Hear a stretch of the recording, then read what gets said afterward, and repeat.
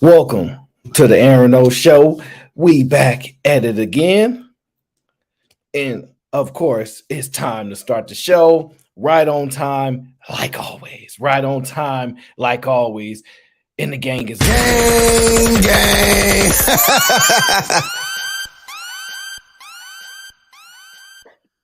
We don't miss. We don't miss. Good evening. Good evening. It is August the 8th, 2023. It is West Coast time around 6:35-ish, and I'm ready to start the show. Shout out to my brother Grizz. He says, nah, change that sticker to the sponsor of the show. Okay, I got you, Grizz. I got you, Grizz. I got you. I'm gonna have to fix that before I get in trouble. I don't want to get in no trouble. So let me go ahead and fix that now. I don't want to get in no trouble. I don't get in no trouble at all before I even start the show. So let me fix all issues. All issues before we even get to the show. Because we're gonna have a chill show today. We're gonna have a chill show today. No nonsense, no craziness. We just gonna be chill today. So don't even worry about it. Don't even worry about it at all. We're gonna have some fun today. We're gonna touch on a little bit of stuff that I like to talk about. We're gonna talk a little bit, just a little bit. What up? What up, Granville? Shout out to my brother Granville. He said the gang gang. Back to back. No doubt, no doubt. Y'all might don't know, actually, but Granville was a sponsor of the last show. He was a sponsor of the last show. And I appreciate him. I appreciate him. He always holding me down. And it's very much appreciated because the last show was dope. The last show was good. I'm getting some good responses from it. So shout out to my brother Granville for sponsoring the last show. It was lit. We're going to cover a few topics today, and we're going to keep it simple. All right. I know this is what y'all, this is the stuff that we like. Okay. We have a little bit of fun, a little bit of the money. I'm finding ways to incorporate everything show by show by show. Now, I saw some of y'all really enjoy the intro. Well, I cannot take credit for that. Let me tell you, I can tell you how it all came together. I was talking to my brother Cheeky Ban. I said, hey, I need to get an intro. He said, what? And this is the amazing thing about Cheeky, right? This is why Cheeky ever call and say, bro, I need you to need whatever he need. If I can do it, I got him. I'm gonna have to drop everything I'm doing and just get it done. We was just having a conversation. He said, I was telling him, I'm like, yeah, I need an intro or something. I don't really know how to do all this. He said, well, what you thinking about? We had a small conversation. I'm like, this, that. He like, oh, okay. Didn't say nothing else to him. Within a day or two later, he's like, bro, I got something for you. So salute to Cheeky Banner. Just a real dope guy. So if you're not subscribed to Cheeky Banner, you're missing out. You're missing out. Real dope guy all the way around. So unfortunately for him, he's been compromised in the space. He went from the calm, the cool, the collective, the love of everybody to destroy people as necessary. So at this point, I'm the only one left. I am the only one left that is remain calm, cool, and collective. Okay. Y'all have forced everybody else to go crazy on these YouTube streets. All right. But Cheeky getting back to him, he been chill. He took his time off. He right back to where he back to that. So, but everybody has to come after me now. I'm the next person in line. They done got all the goody two shoes. Okay. They turned Team Fatty into the villain. So I'm the last great hope. Okay.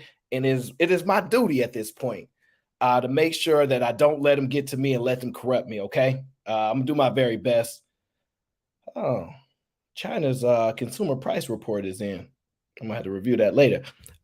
So that is my goal, to make sure I support you guys and make sure I don't let them rock me. Okay, that's that. I'm the last one standing. I'm the last one standing. Is that my brother Peter the investor?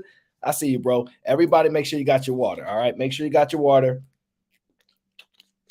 because this is a Tuesday show.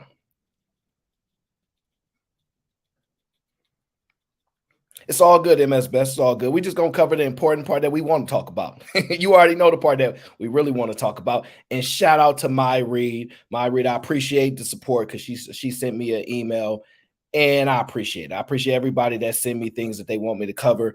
I try to cover the things that I can. I don't care really much about Tory Lanez. I'm just gonna tell you guys, I don't really care about it. Oh, got a text from my mom. Hold on one second. Let me see here. Oh, okay.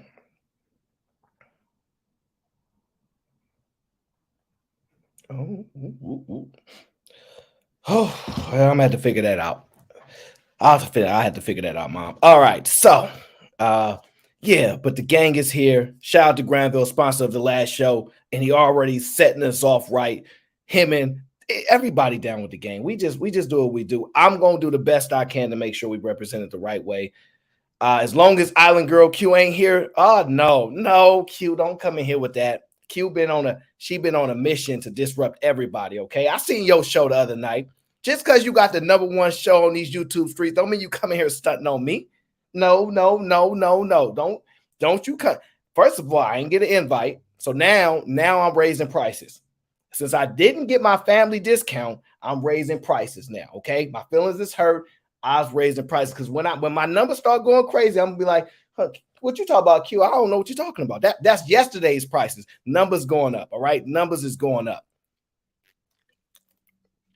because it's only a matter of time before people come around and figure out what they're missing. All right, it's only a matter of time. Now, what are we gonna cover today? Now, I'm going to cover. I want to talk about ESPN bets because y'all know I'm an investor in Disney, and Disney owns ESPN, so I'm gonna cover that. I want to talk a little bit about the robots,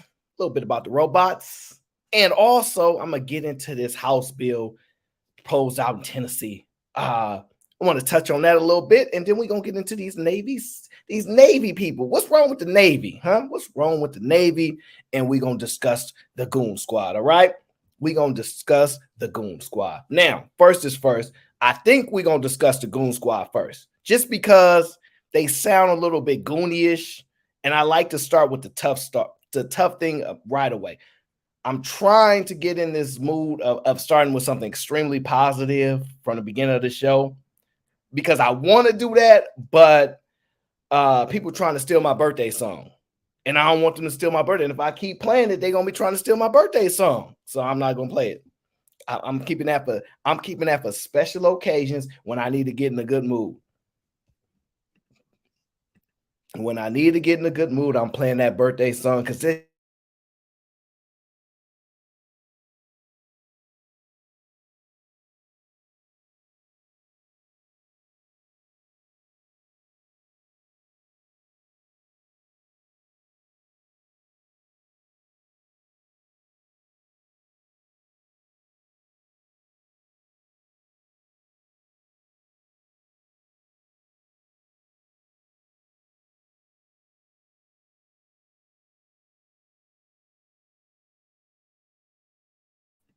Tuesday, Thursday, yeah, StreamYard is glitching, Grizz. So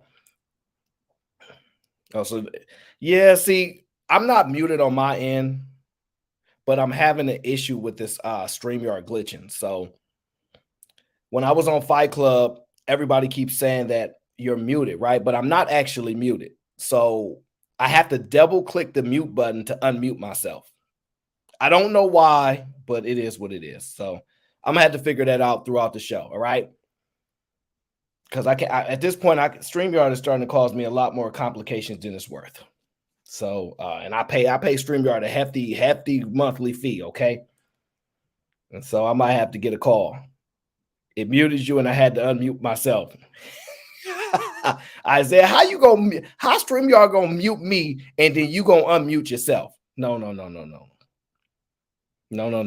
StreamYard is the issue. Okay, StreamYard is the issue. The mute button is the problem. I had the same problem on Fight Club. Everybody was telling me I'm on mute when I know I'm not, because I have etiquette on panel. Okay, I know how to mute myself in between. I know how to be quiet and listen, and other people do not. Okay, so Azanika, I'm not on mute, and it's not the mute button is not my fault. Okay, so we just gonna have to deal with it throughout the show. It is what it is. We just gonna have to deal with it throughout the show until I figure out how to work around that problem, to be honest with y'all, because we've been having that problem since Fight Club. So until I figure that out, we're just gonna go around it. Until I figure it out, we just gonna go around it. A lot's been going on in the news. For example, y'all know what's going on down in the South. I don't know why so many issues in the South. Why can't you Southerners get it together? See, I had a thought of moving down south, but I'm starting to really be hesitant about the Southerners all of a sudden. All right, now y'all know what's going on with the big old brawl that happened. Now, first of all, I just want to say this. Shout out DJ Vapors. I want to say this. I'm impressed that they could actually swim, because when they always told me that black people can't swim. I know I can't swim. So when I saw that brother dive in there and swim, I was like, okay, all right. Go ahead and shatter those stereotypes then, brother. Go ahead and shatter those stereotypes. I was thinking I'm not getting on no boat because I can't swim, but apparently there are some black people that can't swim. You just got to go to the South, okay? So shout out to them. Now, let me just tell you this. I'm still having issues with people in the South. They having issues with neighbors, law enforcement. It's not a good time to be on the South. Fantasy said he works on a boat. He should know how to swim. I can just tell you this. All right. I'm never doing this, so don't invite me. But if you get on one of those cruises, because Disney, I'm just gonna push Disney. If you get on one of those Disney cruises, they have phenomenal boats, right? And you go into the middle of the ocean. I don't care if you can swim. You're not gonna make it. I don't care if you can swim. You're not gonna make it. So it don't matter if you're an Olympic swimmer. If you get on one of them boats and you fall in the water and nobody happen to notice you, you're done. Swimming won't help you. It'll sustain you a little bit more time, but you pretty much done. So unless we got a lake, unless I'm going to visit one of y'all houses in the lake, y'all got a little lake in the backyard, like I keep telling y'all women who don't want to work, go ahead and move to one of those places where they got a whole bunch of land and a little lake, and y'all can just buy up the land and you won't have to work, but y'all won't get a target on every corner, right? Y'all know how y'all say that. You want a target on every single corner. Then y'all be all right. Then I will get in the lake. All right, I will get in the lake with y'all because there's a bottom there. Okay, there's only so much my body could go down to the bottom where I can't come back up. All right, but yes, Aaron is scared of cruise ships. Travel one, yes, Aaron is scared of cruise ships. He's also smart enough to know he should not be on a cruise ship. So not only is Aaron scared of cruise ships, he don't get on them. So it works out just fine. Hey, Jay Ali, it works out just fine. I don't want to get on a cruise ship, and it ain't no reason for me to be on a cruise ship. All right. Do not invite me to one. Do not say we're gonna celebrate. I will not be there. You can barely get me to go on a New York Patreon meetup, because that ain't happening either.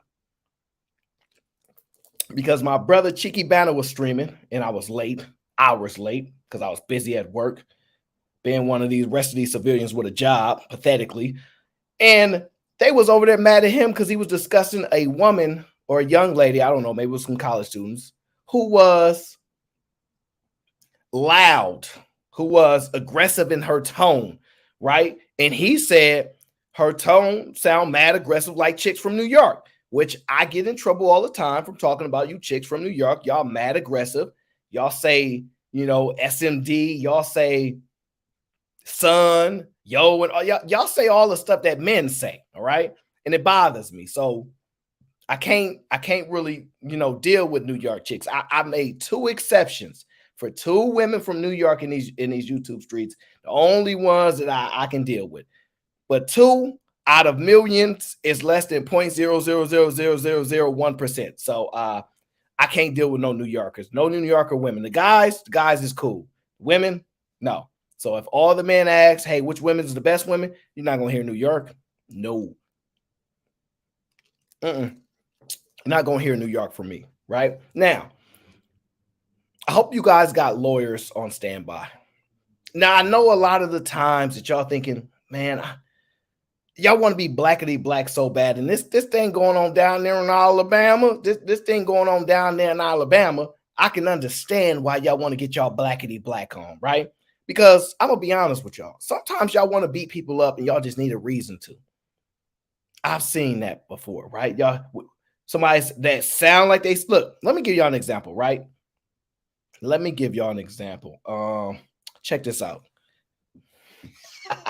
This is gonna be good, right? Let me see here. All righty. Let me give y'all an example here. Here we go. Yeah. Now, can y'all see that word?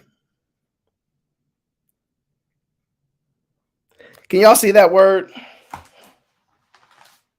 Can you see that word? Can any of you pronounce that word? What up, Team Fatty? What up, bro?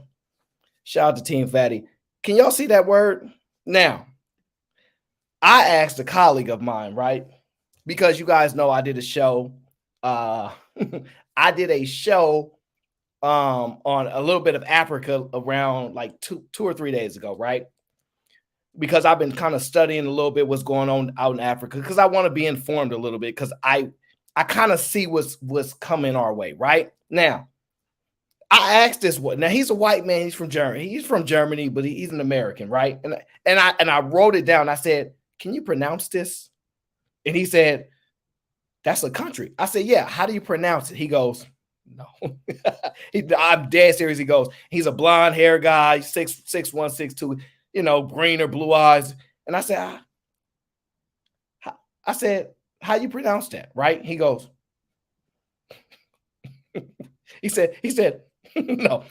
He wouldn't even fix his lips to utter how to enunciate it, how to pronounce nothing. He said, I kid you not, he was terrified. And I said, "You've been watching that thing going on down there in Alabama?" He said, "Yeah, it's been playing on my phone all day long." I said, "Yeah, I can understand him." Now, mind you, I also work with another lady. She's where she's from. She's Latina, right? Now, I show her the word and she scream out, "Yeah, that's Niger." She just scream it out. No hesitation, no nothing, right? And I said, "That's not how you pronounce it. That's not how you pronounce it. How you pronounce it is Nair. Nair, okay?" And I learned that by listening to the Africans because we pronounce it Niger, right? But it's not pronounced that way. Shout out to my brother Peter Invest. It's not pronounced that way. But listen, he was terrified. He was terrified. Now, whatever y'all done put in the water in the South, I assure you it's going to cause a problem. Whatever y'all been putting in the water in the South is going to cause a problem. So, yeah, I do my research. I do my research. Okay, I want to make sure I'm really good at pronouncing people's names. All right, I got a lot of practice with it. Okay, when you work with the public, you tend to learn how to pronounce people's names. Just the Indian names, they got like 26 letters. I ain't pronouncing those. I will gladly say Mr. H, Mr. J, but I'm not pronouncing no 26 letter word and nothing. No. I know some of y'all done seen an NGHIL and you're like, huh? Listen, as somebody that is really good at pronouncing names, do not attempt to do that. Do not attempt to do that. A lot of those people have like American names at that point. And what you do is you talk around it. You do everything you can to not even mention their name. You say complimentary stuff. Yes, okay, young man, even if he's 89 years old, excuse me, young man. And they'll say something like, "Young man, I'm 89 years old." Nah, you still young. As long as you're on this earth, your heart ticking, you a young man. Do everything in your skillful power to talk around those names, okay? I have mastered it. Y'all, if y'all can't say those names, don't even attempt to embarrass yourself, all right?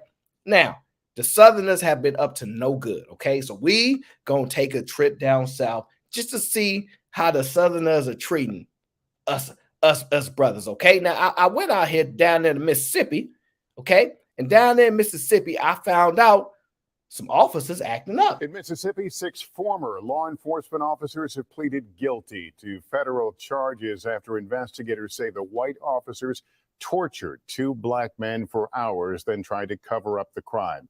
Damn. Man, y'all ever having a conversation with the blackity blacks and they be like, "Man, they been beating us up ever since Rodney King." Hey, Blue Dream. Hey, Blue Dream. They've been beating us up ever since Rodney King, right? You ever heard that and you be like, "Man, you tripping, that's old stuff. It ain't like that no more." It ain't even like that no more, right? I be wanting to say that.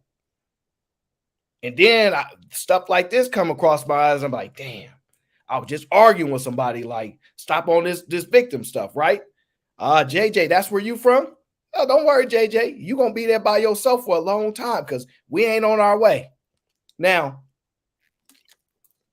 one thing I want you guys to notice with this inflammatory language is he mentioned black and he mentioned white. This is such a prominent thing to do in the news to incite emotions, right? It's a tact that they use. It's a tactic that they use during elections all the time, year long, year round. Okay, it never ends. But in this case, this is really, really sad stuff. So prepare yourselves. Okay, prepare yourselves. Miguel Almaguer now with what the victims are telling us tonight. Tonight, Eddie Parker and Michael Jenkins say justice can be served now that the 6 white Mississippi law and Michael Jenkins say, man, listen, y'all. I'm trying not to be funny, but can we just be honest? Don't the brother with the baby blue shirt on look like he ain't never wore a dress-up shirt and a tie in his life? I know I shouldn't say this, but don't he look like he ain't never wear a button-up and a tie in his life? Look at him. I know y'all gonna get mad at me because the story is kind of messed up, but I'm just saying, look at the brother. He looked like he ain't never ever put on a tie, a suit, and a dress-up shirt in his life. I'm just saying, listen, I could be wrong, but I'm not. It just looked look at. All right, I'm gonna stop because the man been through enough. The man has been through enough, but I just have to acknowledge what I see. I just have to acknowledge what I see. Okay, now obviously you can see that lawyer. You know what I'm saying? That lawyer looked like he been in business for a long time. Oh, y'all brothers, what happened? White officer? I take that on. Yes, I will take that. I take that case, no problem. We ain't got enough money up front. Don't worry about it. I get the money on the back end. Don't even worry about that. You said white officers called y'all names? Yeah. Don't worry about that. Don't even worry about if you can afford me. I work for you, sir. We here to get justice. That's just listen. That's the vibe that they giving me in this picture. I'm sorry, I shouldn't judge, but why give me eyes? Justice can be served now that the 6 white Mississippi law enforcement officers who beat them for nearly 2 hours have entered guilty pleas. I finally gave up. I knew how it was to give up. Oh, I'm sorry. Oh, you gonna strike me down for this? Yo, Lord, why are you wearing that chain around your neck, fam? Why are you wearing that silver chain around your neck, fam? Why? Why are you doing this? Why are you wearing that silver chain around your neck, fam? Why? All right, I'm gonna leave it alone. Maybe you trying to get like some extra money from the city, and you trying to like have this type of, you know, mentality, like, oh yeah, we come from down south. I don't know what you got going on. Oh, that's the new Cuban link. I got you. They normally go Cubans, but you're right. That's that new stuff down in Mississippi. Yeah, that's how the Mississippians go ahead down there do it. Do we know anybody in these YouTube streets from Mississippi? Do we know anybody else in these YouTube streets from Mississippi? I can't think of nobody. I can't think of no Mississippians. I cannot think of no Mississippians. Yeah, I can't think of none. No, I can't think of not one single Mississippian at all. Not one single one.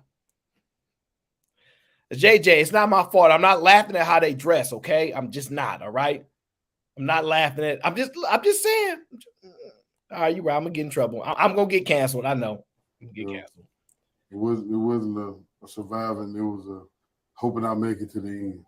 Prosecutors in Mississippi say the officers tortured, used racial slurs, and sexually assaulted the 2 black men inside a Braxton home last January.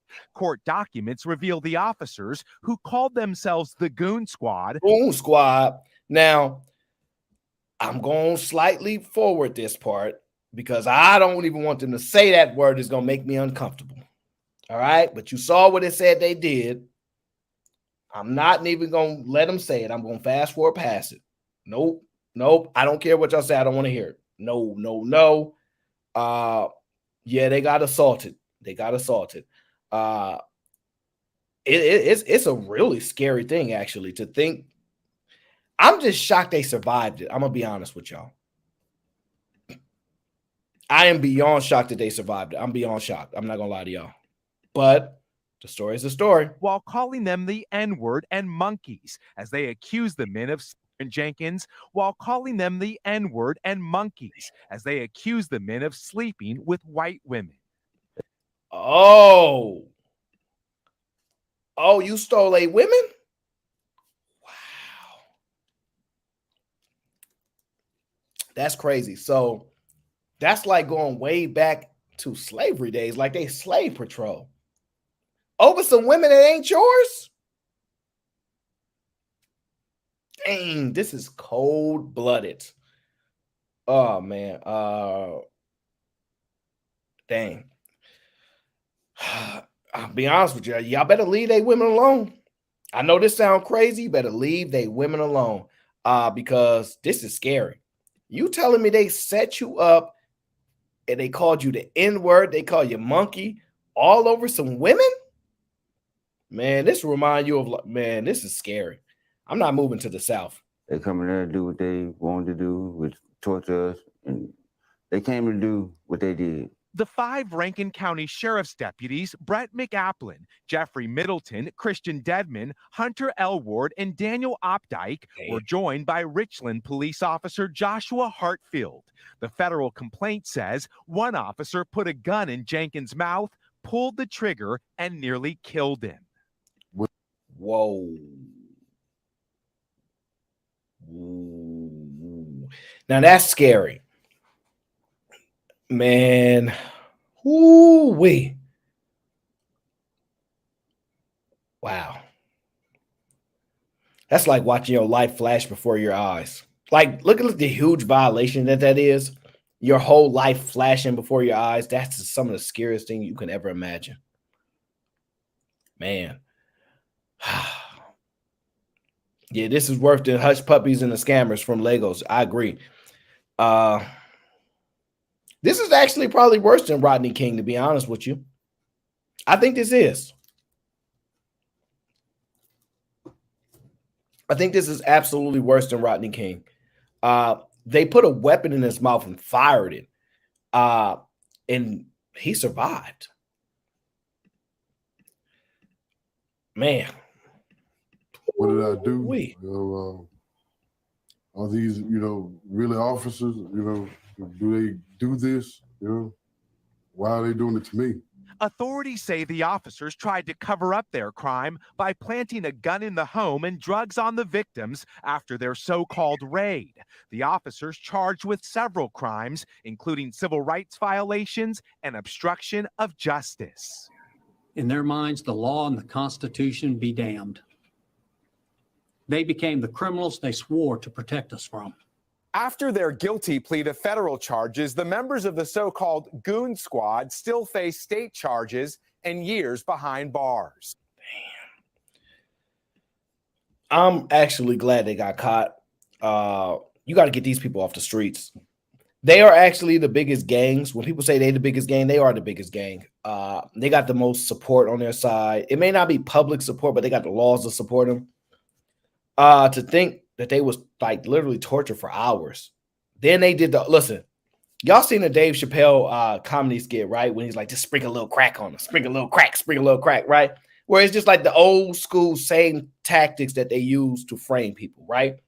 Get a weapon, one that got the serial number scraped off, throw it at the scene, probably put it in a hand, probably fire it, and put some drugs in the house. It's very terrifying to know that this type of stuff can go on. I don't know why those brothers were targeted, but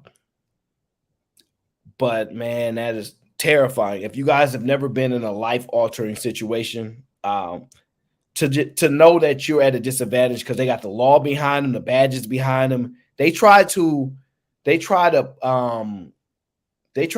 up the scene and they try to restage the crime.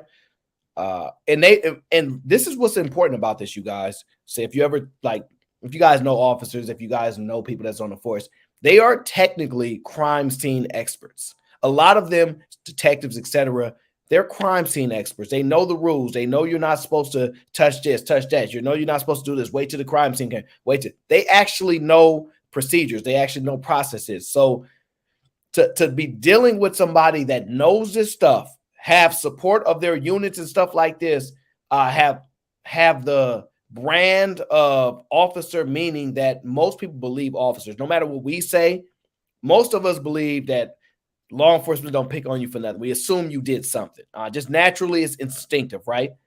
They got all that on their side, and they know how to tamper with scenes. I'm just really, really shocked, but happy that these brothers were able to make it because, be honest with y'all, if some of y'all was those officers and y'all use your expertise to stage your crime, y'all probably wouldn't get caught. So luckily, these brothers were from Mississippi. I don't know just how bright the people down there in Mississippi are. I'm just joking. I'm joking. But luckily, they were stupid enough to get caught because up until that point, they had got away with a lot. But, you know, it's just a sad story that I saw, and I was like, that's crazy. So this type of stuff is still going on. This type of stuff is still going on. It's still very dangerous, and a lot of people were still at risk. So you have to be very, very careful at all times. You can't trust nobody at this point. Obviously, I know some of the ladies in the chat laughing because they was messing with snow bunnies. Potentially, they accused them of messing with snow bunnies, and that might have been one of their daughters. Let's just be honest, because I don't know how young the guys are in this particular situation because they're victims and they should be protected. But man, this is crazy. But they both survived, and they gonna sue the heck out of that place. They gonna sue that police department like crazy. It's actually shocking that they all pleaded guilty. I'm actually in shock that every single last one of them said, yeah, we guilty. Normally, they're going to take it to trial, and you got to prove that they're guilty. You know what I'm saying? Like, most officers don't make it easy. They pleaded guilty, which means they was probably told that they was going to throw the book at them. So, whew. Yeah. Ooh, that stuff is crazy. Can't say much about that. Man, that's dangerous. Man, I will definitely, if you guys want to watch that particular video, I don't recommend that you do. But if you want to watch that video, because I skipped a little part of when they talked about some of the descriptive things that they did to those guys that I didn't really want on my stream. I'll put it in the chat, so if you guys want to watch the full video of it, you can. I just skipped maybe like 5 or 10 seconds because what they said there was pretty sad. And so I just wanted to avoid that. Now, I want to tell you guys that no matter what happens, because, you know, I'm looking into what's going on in Nair and the surrounding areas of there, the coup, the French, the ramifications of the interest that the French have, which is in their natural resources and things like that. So I'm paying attention to it because it has implications of the United States, right? Because we have agreements with people. We have a base there as well. We have some of our soldiers that are at risk in those areas. So we're implicated. So as part of the reason why I'm paying attention to it, because I'm trying to see to what degree will this impact other areas, right? But everybody knows I'm a proud American. Most of us love our country. And one of the things that you guys see when you're watching movies is that most movies is centered around nationalism and pride in your country. And it's very important in times of war. It's how you galvanize, how you bring the country together, right? Wars tend to do that. Me and you might be beefing across the street. It's similar to jail, right? We might be beefing on the streets, but in here, we all on the same team. That's how it works in wartime. We may be going through bad stuff. We may be at the ends, to Democrats, Republicans, all that. But when we go to war, it's us versus them, right? You can't do that. So it's very similar. So when I saw this story, It was really, really sad. It was really, really sad, but it just goes to show you how much we're at risk and how much you just can't trust even your own people. Let's just be honest. Sometimes you can't trust even your own people, even when they're part of some of the strongest areas of our military. We're going to move on to the other major news this Thursday night. This evening, 2 U.S. Navy sailors are accused of betrayal, charged with sending national defense secrets to China for thousands of dollars in exchange. One sailor tonight facing an espionage charge which could carry a life sentence. Here's our chief national correspondent, Matt Gutman. Tonight, federal investigators charging 2 U.S. Navy sailors with a shocking betrayal, stealing defense secrets and selling them to China. Now, I'm going to ask you guys, how much money, put it in the chat because I got to know, how much money would you have to request in order to risk a life sentence for this? Mind you guys, this ain't selling no drug. This ain't me on the streets, Ray and all them selling, killing the community, right? This is national security. This is bigger than an individual. This is bigger than a neighborhood. This is bigger than a city. This is bigger than a state. It has national implications. How much money would it take for you guys to risk your freedom? I'm dead. I want to be. Please put it in the chat to where you like, you know what? I ain't gonna lie. If I'm down bad, the government ain't paying me right, and somebody come up to you and say, hey. How much money is it going to cost for you to risk something? I'm truly intrigued. How much money you think it would take? How much money do you think it would absolutely take for you to turn your back on your country? Now, I'm going to be honest with you. I'm not taking no money. I'm not taking no money.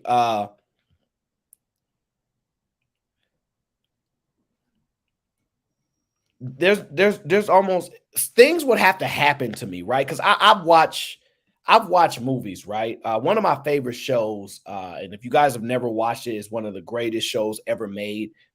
It's called 24, right?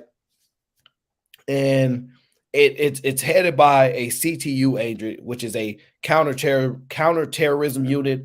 Headed by, well, I forget who's headed by, but Jack Bauer is the main character, right? It's a phenomenal show. If you guys have never watched 24, you should watch it. It's very much worth it. And I've seen there when they had spies and espionage and all this type of stuff, right? And I can understand if the United States did something to you, to your family, or you know how they turn you, things like that. You know what I'm saying? And if they turn you against I could see you taking the money, right? Because I could see they didn't kind of, got your emotions involved and things like that. Now, I could see it, right? But I have to be honest with you. If you're going to do some crazy stuff like that, you better be going to hide in their country or something. How you think you're going to try to steal and give them secrets and stay on our ships? Travel One, you must don't know me. I'm not doing that for no $250 million. You out your mind. Like I said, unless, because I've watched shows like this where I actually understand. I'm like, dang, they dropped a missile on your whole family, and then I can understand they weaponizing things, right? But just your country ain't never really done nothing to you to that degree, and you gonna risk your freedom for that. I'm gonna just tell you this: there ain't no amount of money that most of us should ever take to be in prison. Ain't nothing good in prison. If somebody offered you $20 million to do 20 years in prison, would you do it? The answer for most of us is no. You could never get that time back because we value time over money. So no, I'm not really trying to get $250 million to risk my freedom to do something that I'm not proud to do. Unless, like I said, in a situation where your family they did something, okay, I could kind of see you getting swayed and then some money. But for thousands of dollars, insane. These people did it for thousands of dollars. Thousands of dollars. That is pathetic. It's pathetic. And it's going to cost you a long time in prison. And let me be honest with you. I know we get mad as Americans, but we have a lot of freedom. And sometimes we get mad at our presidents. Sometimes we get mad at our Congress. But I have to tell you, at the end of the day,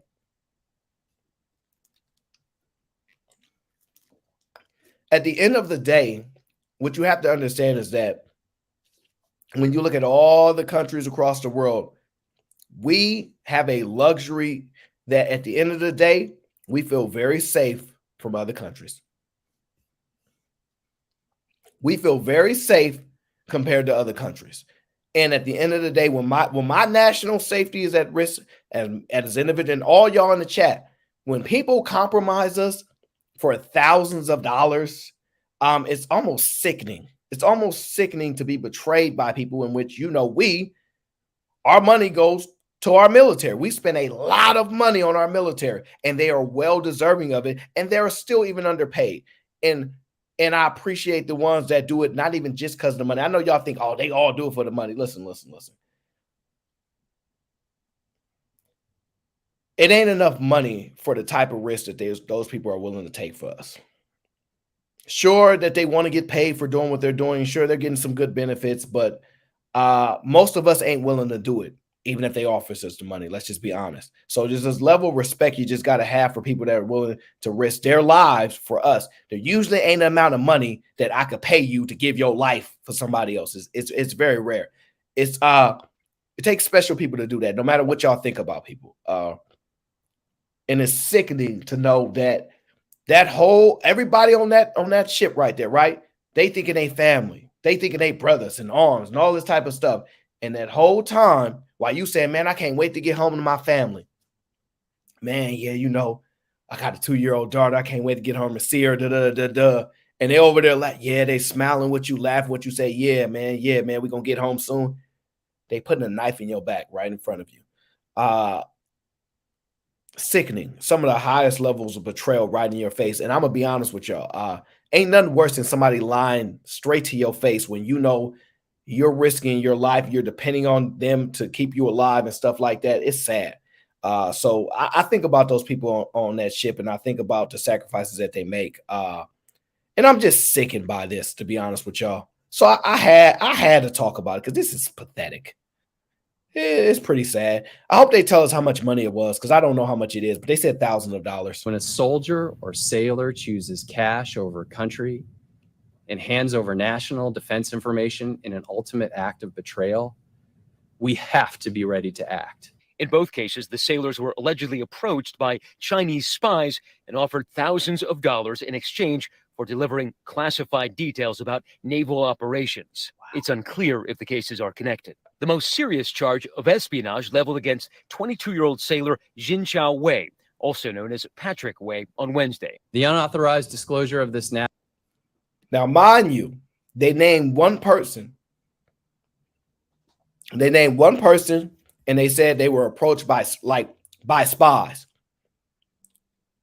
Where do you find a spy at? I'm just be honest. Where do you find a spy? Like, if you own a ship, how does a spy approach you? When you dock and you go to another country and you're in a country for a few hours, maybe a day or two, is that where they approach you? Justin, I know they find you, bro. I'm just saying though, where they got time to find you while you own ship? I understand. I know some people that's on ships. I know you can dock for a couple I understand, but it's just hilarious to me. But they actually said his name, and I know when y'all heard the name, y'all was like, oh, be honest. When y'all heard the name, y'all was like, oh, okay, I get it now. And he had an American name named Patrick. Now, what did I just say about 26 letter word names and they got American names? I'm just saying, I could be wrong, but just pay attention. They did not mention the other guy. I'm not sure if it's to protect that person or if it's they don't want to give information to the Chinese because the Chinese can then put 2 and 2 together. So that's what I'm guessing. But I don't know. But thousands of dollars, y'all. That's it? Man. national defense information could place the national security of the United States and the safety of Wei's fellow U.S. Navy sailors in jeopardy. Prosecutors say Wei, a sailor aboard the USS Essex, sent a Chinese spy details about the defense and weapons capabilities of U.S. Navy ships, as well as information on ship movement. Authorities say Wei was paid at least $5,000 for selling technical manuals. No. Oh, you got to be kidding me. $5,000? Yo, see, I knew it. In my mind, I'm gonna be honest with y'all. When I heard thousands of dollars, I'm gonna be honest with you. I'm thinking 50 grand, 100 grand. I'm thinking it's like salaries. I'm gonna be honest with y'all. I'm thinking it's salaries, y'all. 50 grand, because it's hard to make 50 grand and 100 grand in one day or 2-3 days, right? So I can understand. But $5,000, like why couldn't you just wait for 2 months? Let's just say you make, I don't know, I'm gonna just use some arbitrary numbers. I don't know, $2,000 a month, or even $1,000 a month, right? Because you're getting free room and board. I don't know, you're 22 years old, you probably ain't got no kids. Just wait 5 months. Let me see, freedom or 5 months? Freedom or 5 months? I don't know about y'all, but math is really easy for me when it's addition and subtraction. I can't get all the calculus and the astronomical, all that kind of stuff. But 1, 2, 3, ABC, I can do that. 5 months, $5,000. 20 years in prison, $5,000. I'm going to take 5 months. Yeah, Bob, I'll take 5 months. Yeah, think about it. This is sad. I did not know it was $5,000. I thought it was going to be way more than that. Oh, my gosh. Wow. Well, hey, look, what was his rank? I don't know what his rank is. I don't think they would even actually tell us. I don't think they would give up his rank. They might protect that, but what would it matter what his rank was? Take the lowest rank in the military. Take the lowest rank. Whatever the lowest amount of money you can get. $700 a month? I don't know. But $5,000? Come on, man. Like, please say they did something to your family. Please say they did something to your family. Please say you got relations back home and they what is that thing when they breed you, when they breed these spies? What is that called? I don't know the language for it because I ain't watched these shows in a long time, but they breed you to be these spies, and then they make you born in America, and then they I forget what it's called. But hopefully you one of those, which it sucks still, but at least I feel better about this betrayal. But what is it called? I forget what it's called, but they breed you, they put you inside, and they try to get you to do secrets or something. I forget what it's called. Sleeper cells, is that what it is, Shadow Dragon? Sleeper cells? Yeah, okay. That makes more sense. If that's the case, all right, $5,000, fine. Maybe, but this is sad. $5,000, y'all. Some of y'all thinking to yourself, like, I would give you $5,000 so you don't tell on us.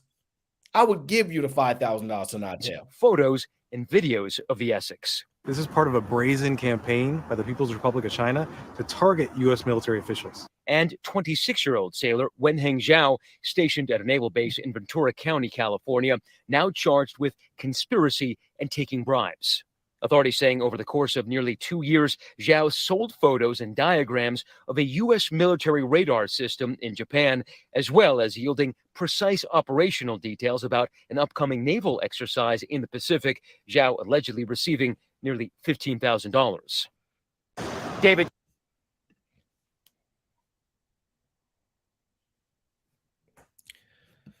Oh, my God.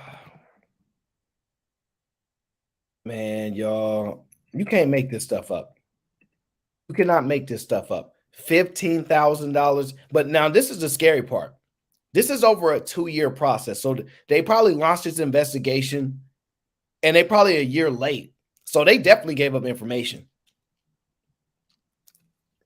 If it took it 2 years to catch them, they definitely gave up information. So you guys do this math, right? Took 2 years to do this. He probably been doing this over a year or two, right? Somebody subtract $15,000 divided by 2 years. Come on now. Somebody subtract $15,000 divided by 2 years. Who can do that for me? Because how much money is that? This is the saddest thing I've ever seen in my life. Jesus Christ. Now, Justin says $7,500.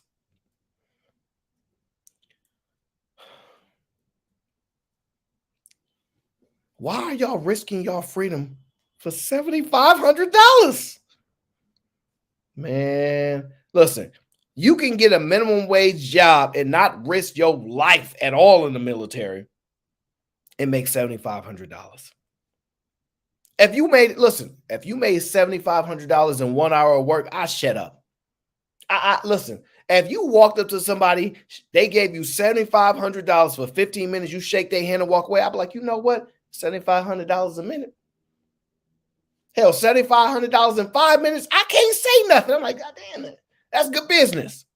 2 years? Yeah, they about to put you under the jail. They about to put you under the jail, and you're going to bring shame to your family. Now, this is why it's sad, right? Think about this. Those people are most likely American citizens, right? So they might be sleeper cells. We don't know why they're willing to do it, right? They got family. Their parents are going to be investigated, right? Don't you think that they're going to investigate your parents? Maybe your grandparents if you're third generation. Don't you think you put your family at risk when you do things like this? Oh, I know it wasn't about the money, OG. Trust me, I know it's not about the money. We both know it's not about the money. But at least, OG, if they said $20 million, OG, you probably would say it was about the money. In this case, we know it's not about the money, but they put their family at risk. Most of the time, you don't put your family at risk, and you're not willing to do it. But for this, that's just, man, $15,000 over 2 years, $7,500 divide $7,500 by 12. You should just work minimum wage if it's about the money. But since we know it's not about the money, it's about you probably being a sleeper cell. I'm gonna just be honest, probably was a sleeper cell, and I won't deny that. You definitely probably was a sleeper cell, and that's on us. It's really, really hard to protect ourselves from people because how do you know which people are for you or against you without being super overt in some ways, right? That's just sad. It's just sad. Shout out to Azanika. She said, salute to Aaron for having shows with some substance. So we're gonna get a little substance going. We gonna keep mixing it up. We're gonna keep mixing it up. We're gonna have a little fun. But we definitely want to raise awareness to things that we see going on because OG is always gamed up. So it's a lot of stuff that's going on across other countries that right now we just watching boxing and we watching football and all these sports, and we're starting to forget that what's going on in other regions has impact on the United States because we have interests abroad. We have bases abroad. So knowing what's going on in other areas is going to help us try to understand how it's going to affect us back home. And little stuff like this will show these implications, all right? Now, let me get off these people. Let me get off these people because they got me nervous. Just talking about this make me feel like I'm about to get investigated. Just talking about it make me feel like I'm about to get investigated. Now, on to another conversation. Now, you guys know I'm in the Bay Area, right? Now, let me tell you this. On my side note, this is a sidebar, right? On my way to work today, right? I happened to walk past like a restaurant or whatnot, right? Don't judge me. And while I was walking, don't judge me. Because I don't have a car, right? I'm on my way to the train and all that, right? And while I'm walking, I see this pigeon with a head off and a body gone and just the wings there. You ever seen like a missing pigeon with all the things gone and just the wings there, right? And I'm gonna be honest with y'all. I looked down at the pigeon and I looked at the restaurant and I said, I'm not eating no more fast food from none of these places no more. Because in my mind, I'm thinking, did they just rip the guts and the meat out of that pigeon and then throw it outside and then feed it to people? Listen, I don't know, but it made me feel that way. Cause I'm walking, I look down the pigeon. You know, you kind of get started like, oh, I want to step on no. Y'all don't want no bad luck. All right, don't step on no dead animals. Right, it's bad luck. So when I'm walking, when I walk, I look down. So I don't step in like no doo-doo or nothing like that. So when I walk, I'm constantly looking down what's in front of me. I'll stop and I'll use my parentheals and I'm checking my surroundings, right? But I'm usually looking down because I want to make sure I don't step in nothing, right? And of course, you look down, you glance up, survey your area, right?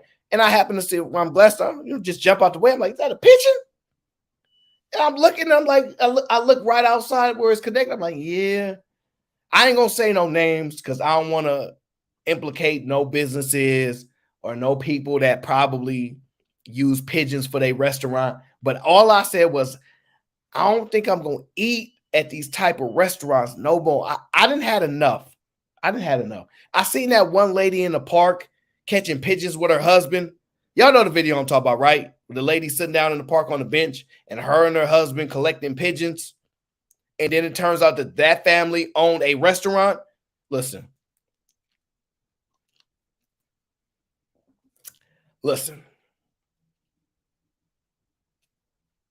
I ain't doing it. I ain't messing with those restaurants no more, y'all. I'm terrified. I'm not gonna lie to y'all. I'm not messing with those restaurants no more. No more. I'm not messing with them. I'm not. That was disgusting. Now, mind you, let me get back on track here. All right, we back on track, right? Now I'm in the Bay Area, right? We got these self-driving vehicles from Cruise. We got these self-driving vehicles from what was it? Waymo, which is Google's the parent company of Waymo, and they drive themselves. So we got robotics going on all around here, right? Now, we all discussing what's going on with trucking, all the AI technology, self-driving, all that good stuff, right? Now, also in the Bay Area, they rob a lot of people. Now, this part is sad. I'm gonna do another side note, right? I'm speaking to a customer today. Long-time customer, very, very lovely lady. I believe she's a dental hygienist, if I'm not mistaken. I believe she's a dental hygienist. Very, very, very lovely black woman. Older lady. And I believe she lives in Oakland, California. Y'all know I'm from San Francisco, but I believe she lives in Oakland, California. And I haven't seen her in a while. And I said, and we were just talking. And she said, yeah, yeah, I got robbed. I said, what? She's like, yeah, I got robbed. They stole my purse. I was like, damn, that's cold. She's like, yeah, I'm messing with my payroll up. So I'm having issues with getting payroll done. They requesting the documents and stuff. It's just hassle. I said, damn. I felt bad. I was like, damn, I've known her for a long time. Very nice lady. And then I said, dang, well, I'm very sorry. She's like, yeah. And I got carjacked. I said, whoa. Now, I should know the definition of carjack, right? I should know this, right? But in my mind, I'm thinking just be kind and considerate, right? Now, mind you, when I said you got carjacked, I said, you wasn't in the car though, right? And she said, yeah, I was in the car. I was like, damn. Because I know what carjack usually mean, they jacked your car and normally they snatch out the car. But in my mind, I was just hoping that she didn't experience getting jacked while she was in the car. She got jacked while she was in the car. Now, when I asked her where was it at, she said Oakland. I said, I ain't surprised. Now, that was a little truthful because I ain't surprised. They don't play in Oakland, California. They don't play. Rob, steal, pipping, all that. I showed y'all the video was going on. The police don't show up. It didn't shock me a bit. But I had known her for so long, so I was just a little shocked that it happened to her. But remember, ladies, as you guys get older, you become more at risk. Specifically, people target elders, people that they believe can't defend themselves. That's just normal. And she's a little bit older lady. She's not like 70s yet, but she's probably late 50s, early 60s, if I'm not mistaken. But you're at risk. So look, pay attention.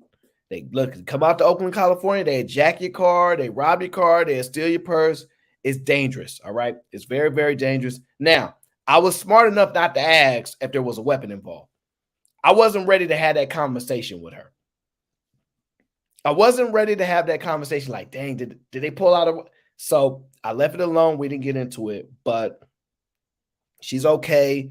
She's and you know what? She's a very, very, very business-like woman. She's like, it is what it is. I'm just getting back to business. You know, ain't nothing I can do about it. I'm like, dang, she sound like me. But I don't know if I would have let it go. But, you know, moving on. But no, that's just a side note. But the reason why I'm saying it is because it's dangerous out in these streets.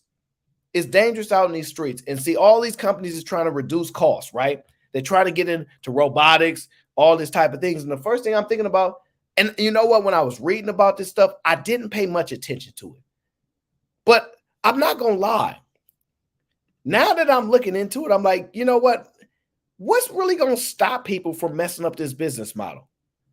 Take a look what's going on out here. Take a look what's going on out here, people. This is what's going on out here. Robots are under attack. Videos show vandals kicking them and even tipping them over. Good evening. This is the KTLA 5 News at 5:30. I'm Pedro Rivera. And down Mary Beth McDade in for Sheriff Calvin on this Monday evening. Yes, those self-driving robots, well, they're supposed to deliver food and other items, but they've recently become targets for thieves and vandals. Damn. So now,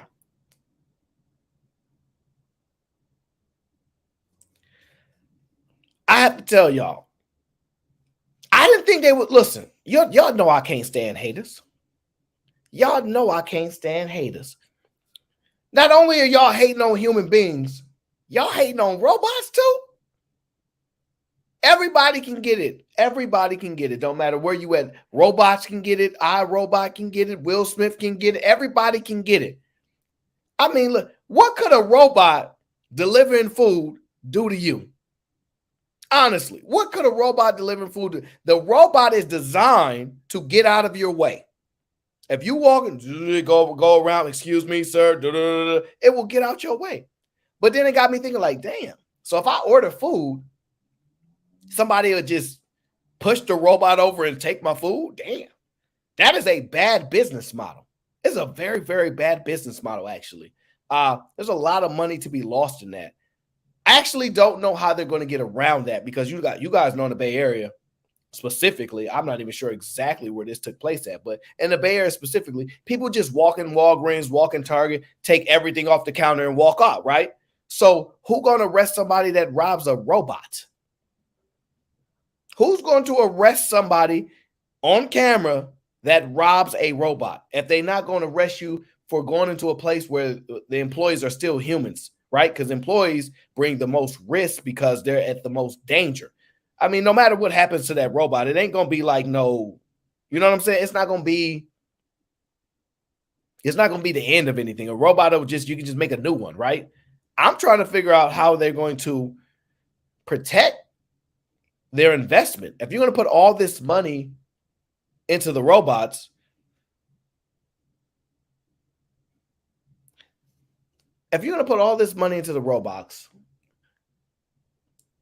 how are you going to make money if all these people have to do is push your robots down and steal the contents from the inside? Now, I'm not going to say what the people that are stealing and robbing the robots look like. Y'all can make those assessments for yourself. Y'all can make these assessments for yourself, okay? I'm just going to call them criminals. You guys can decide what type of criminals these people are. But this stuff is just sad. Look at this stuff. KTLA 5's Rachel Menetoff joins us live in Hollywood. Look, he got it. Look at him. Check out your boy right here. Targets for thieves and vandals. KTLA 5's Rachel. So mind you, those guys are skateboarders. So now, listen, when I was growing up, let me be very, very clear. When I was growing up, nobody was scared of a skateboarder. Skateboarders didn't want no problems. If you saw somebody on a skateboard, you was like, oh, all right, go over there and skateboard. Get up out our way. Now you got skateboarders robbing people? I mean, come on. You a skateboarder. No disrespect. You a skateboarder. We done got so far gone that skateboard. Look, you saw those two people right there. Look, I'm not making it up. Look at them. look at these two people. Look at, but they got they've skateboards in their hand. recently Look at become him. He dropped his skateboard. Other dude playing with the skateboard. Look targets at for him. thieves and vandals. These are skateboarders. Skateboarders. You telling me now we got thugs on skateboards now? You seriously, we got thugs on skateboards going around stealing, damaging property. I ain't never in my life would I think I'd see the day where skateboarders is thugs now. Y'all telling me we got to worry about the skateboard gang? We got to worry about the skateboard gang now, stealing our delivery food. Listen, ain't nobody safe now. If skateboarders, listen, y'all know what I'm talking about. Y'all seen skateboarders going around. You think they harmless, right? You ever see a skateboarder and be like, man, ain't nobody worried about no skateboard. Get out of our way before we run you over with our car. You seen the skateboarders always, trying to go faster on them skateboards. And you in your car, you just like, man. And be honest, y'all tell the truth. Y'all seen a skateboard and y'all like, I should run you over with my car. Who gonna tell the truth? Put a 1 in the chat if you was ever in your car and somebody was driving a skateboard and right when you saw them, they got in your way and you was like, I should run you over my car. Just put a 1 in the chat if y'all gonna keep it real. Put a 1 in the chat if y'all gonna keep it real and admit when y'all saw them skateboarders, you was in your car and they got in your way, you said to yourself, I should hit you with my car. Just who gonna tell the truth? Who's gonna tell the truth? Don't come to Aaron O's show and lie to me. Tell the truth. I know y'all did it. I know most of y'all got road rage already. So don't act like y'all ain't did it. Y'all didn't seen them. Y'all in the car. They over there skating all in your way in the little skate lanes. We got skate lanes. You can skate over there in the bike lane and stuff. And you was just like, man, I should just, but you decided not to because you're a good citizen. You just had that moment of weakness. You had that moment of weakness where you said, you know what? I should hit you with my car. You had that moment of weakness, a little bit of evil in your heart where you just thought, I should hurt you. I should run you over with my car, make me feel better since you giving me all this trouble on my way home from work. Don't let you be on your way to work where you're going to be 5 minutes late. So I know y'all done thought about it, okay? I ain't going to implicate none of my people. I rocks with y'all. But just know I know that y'all thought about running them over, okay? Now, you might have did us good because y'all might have been predicting the future that those was thugs 10, 15 years later. You might have been realizing that the future of thugs is skateboards now. Now, I'm a little bit disheartened by this because I actually see the robots in delivery as a positive for y'all, right? And I'm going to tell you why it's a positive. In the video, we'll get into it. What's the positive aspect of having robots do your delivery, all right? We're going to get into it. Shao Dragon says ED209 is the answer. You have 20 seconds to comply. Listen, I know about what you're talking about there, but putting those in like liberal areas is going to be complicated. AO says skateboarders in Boston will hold your car. Hey, listen, man, y'all got some different types of skateboarders out there. When I was growing up, skateboarders was like, let's be honest, they have the shorts on, the ripped shorts. They have some Vans on, beat up, dirty, shoestrings unlaced, all kind of stuff. But that's just what it was back then. But now they stealing our food, y'all. I can't believe we didn't. And listen, they didn't came a long way. Vandals. KTLA 5's Rachel Menitoff joins us live in Hollywood with more on how these delivery disruptions are really impacting businesses who use them. Rachel.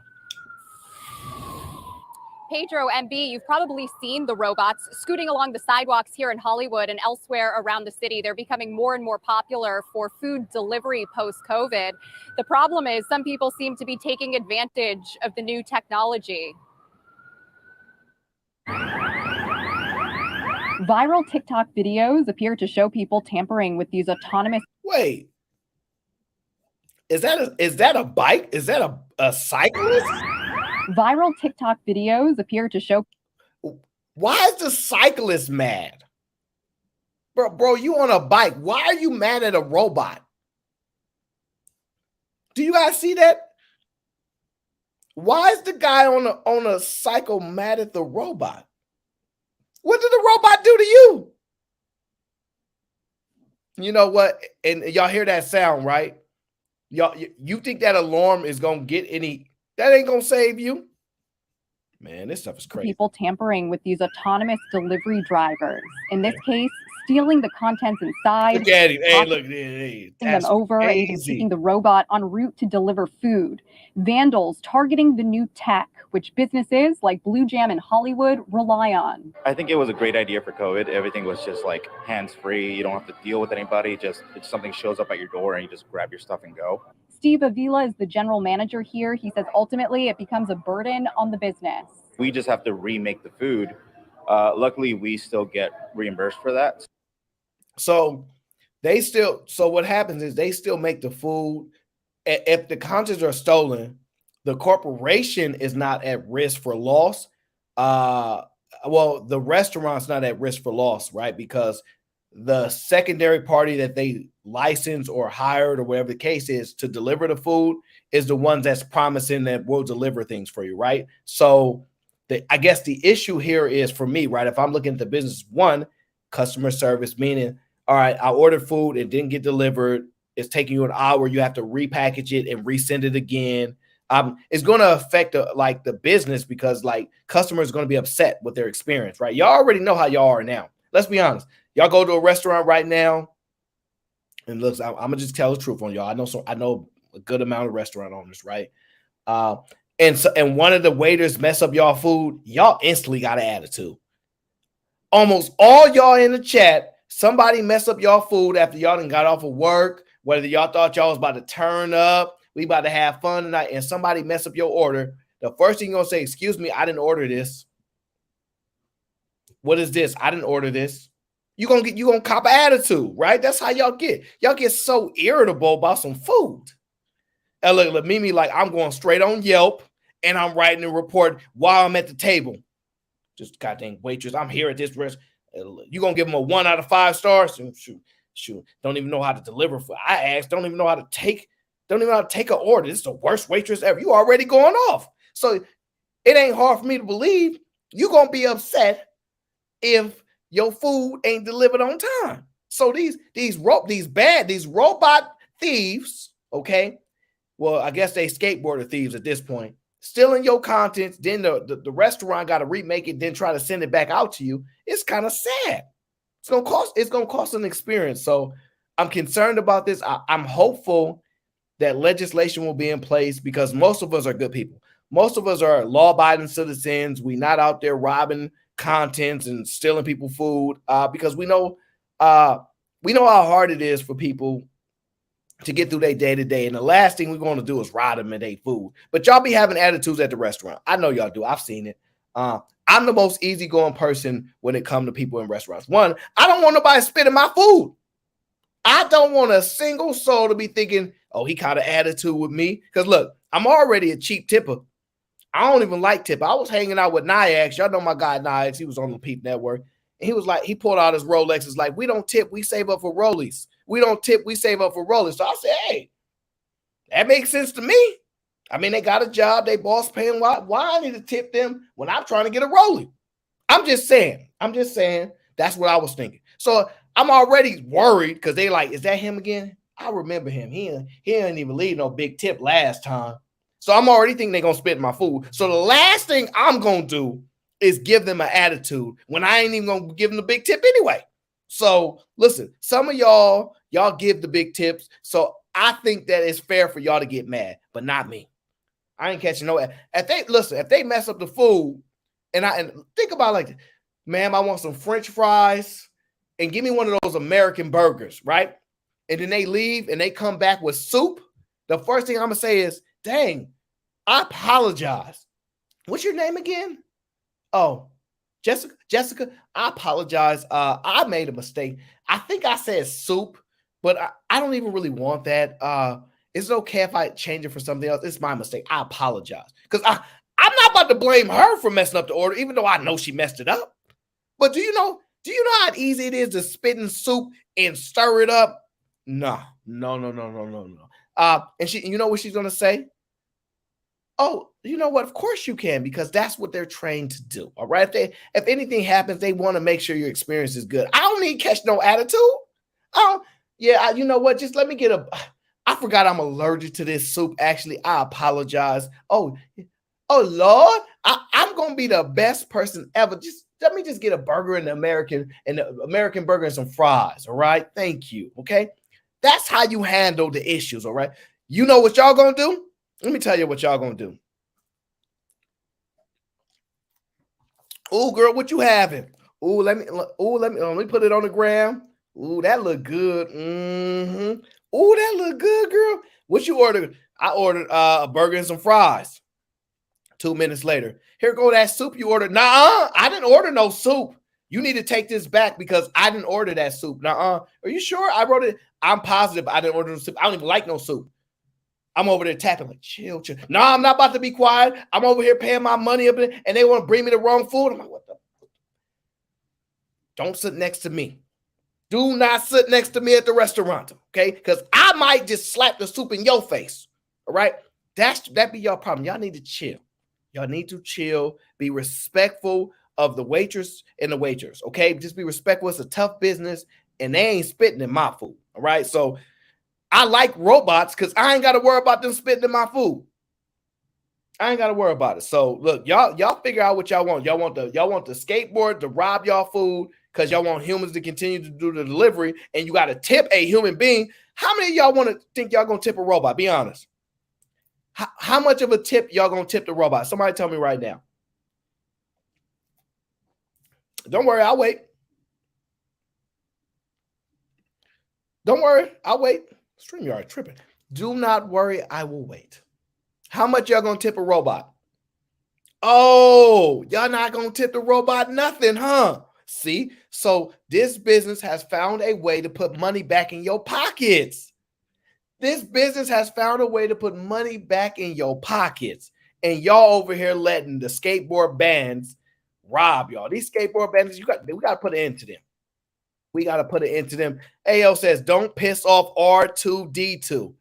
I'm not messing with nobody that got control of my food, okay?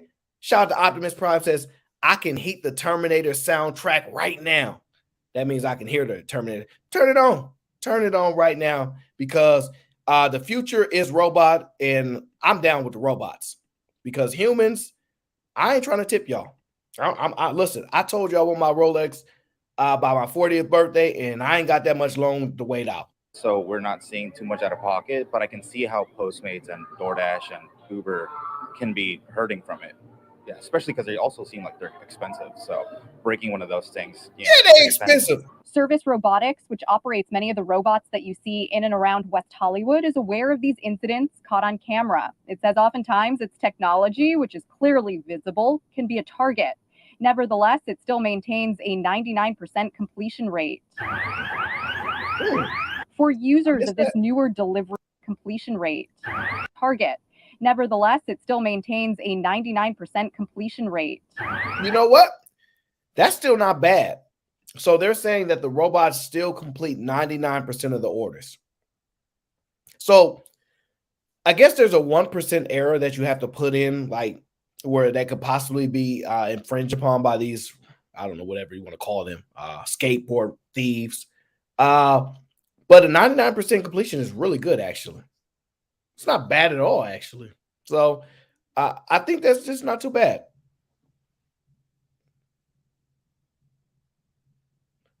Not too bad at all, actually.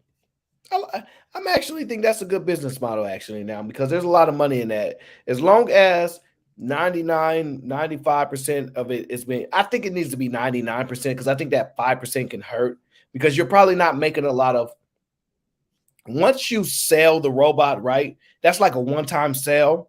Because look, I'm going into the business aspect of it, right? Once you sell a robot, that's a one-time sale typically, and maybe you have to service the robot every 6 months to a year, depending on the upkeep, right? So you might have a residual business model to it's specialized to your corporation, your company, that you send out your people every 6 months, 7 months to make sure everything runs well. And then if something happens, they need your people. So it's a nice business model, but it's a one-time sale for most robots. So that's actually not too bad. That's actually not too bad, especially depending on the business model. So just guys know the future is going to be robots. and look into these businesses because you guys want to get a leg up on what's going on. For users of this newer delivery service, seeing the damage done is disturbing. They're helping small businesses and they're not causing any harm, and I think people are just like looking for attention. Yeah. The way I look at it is, so the robots actually are helping the smaller communities, shops, mom and pop shops, get to your house. And so it's really sad to see that people still try to vandalize them. The robots do remain locked and have their own cameras rolling. One company, Starship Technologies, which developed one version of this robot, says if a situation ever escalates, the robot sounds a loud siren.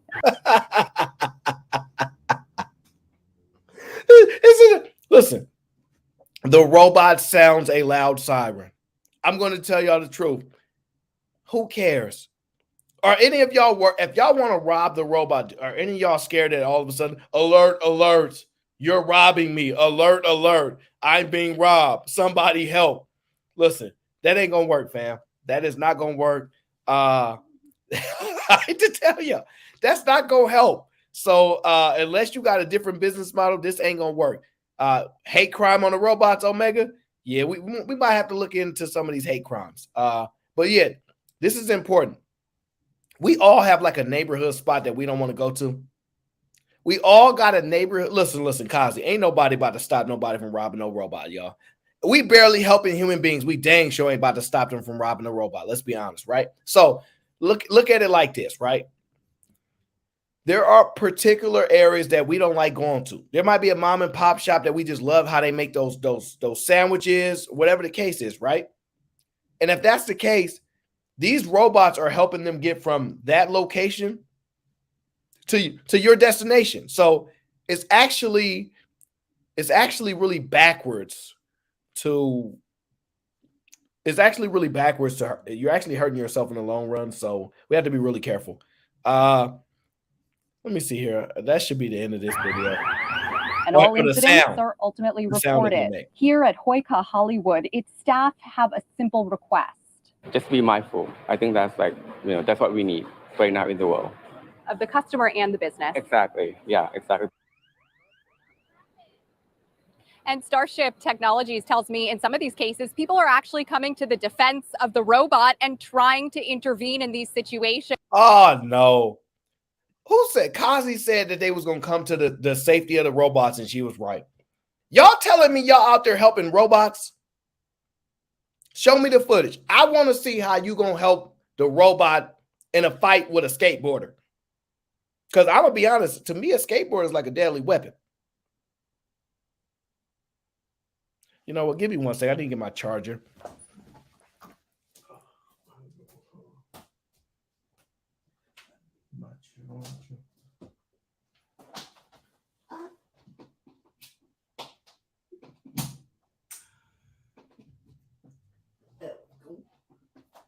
There we go. There we go. Gotta have a charger for your laptop.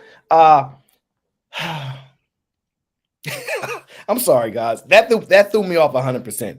That threw me off 100% that people are coming to the rescue of a robot. You know what? We might actually be doing something right in society. We might actually be doing something right in society. Wow.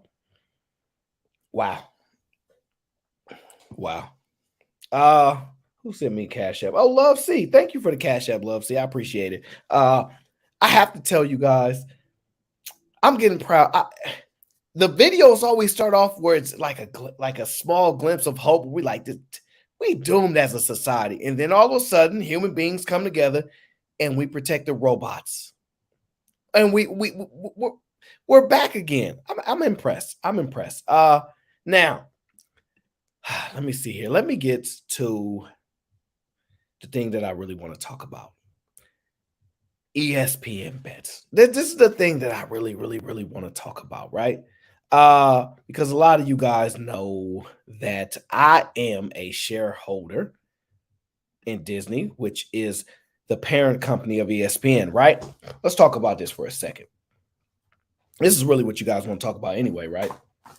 Let me see here. I'll write that down. Oh, yeah, yes, I got it. Right. So let's get to this right now. Disney is going to be reporting earnings tomorrow, right? Now, I'm a shareholder, full disclosure. I don't really care too much about what these particular numbers are going to come out for Disney because this is how I look at it.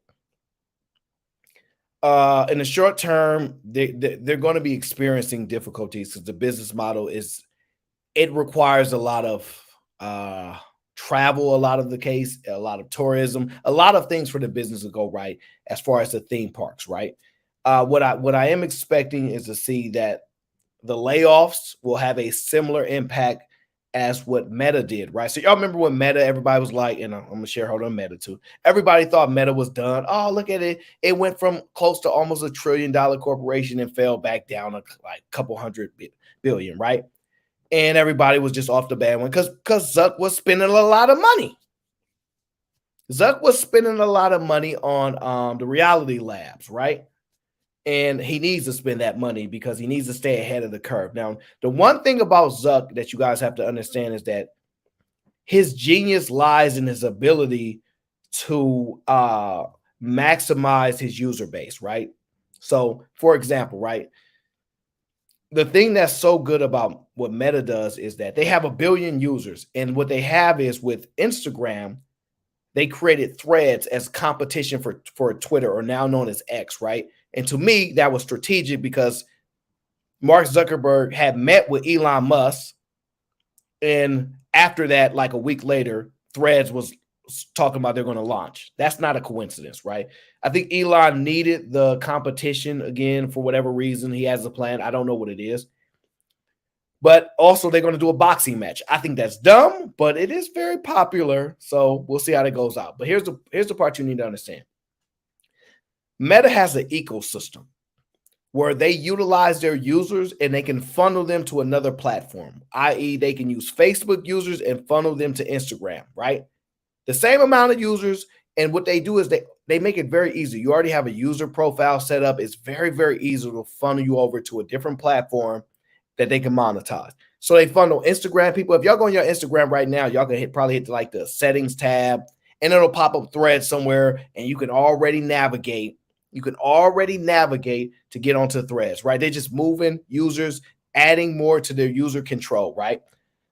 This is why it's important, right? And this is why it's so important for you to have an ecosystem, right? And so that's what I want to touch on with Disney, right? Now, Disney has an ecosystem. And in this aspect, what Disney was doing is they wanted to stay out of this business for a very, very long time, right? They've been trying to stay out of the sports betting business because Disney's business model is predominantly children, right? Teens, children, that type of thing, right? And so they didn't want to touch on this gambling stuff. So they've been hesitant to get involved, right? Now, if you look at the Los Angeles Raiders, right? They got moved out of Oakland because Oakland can't keep nothing. They politics is messed up. They don't know what they're doing.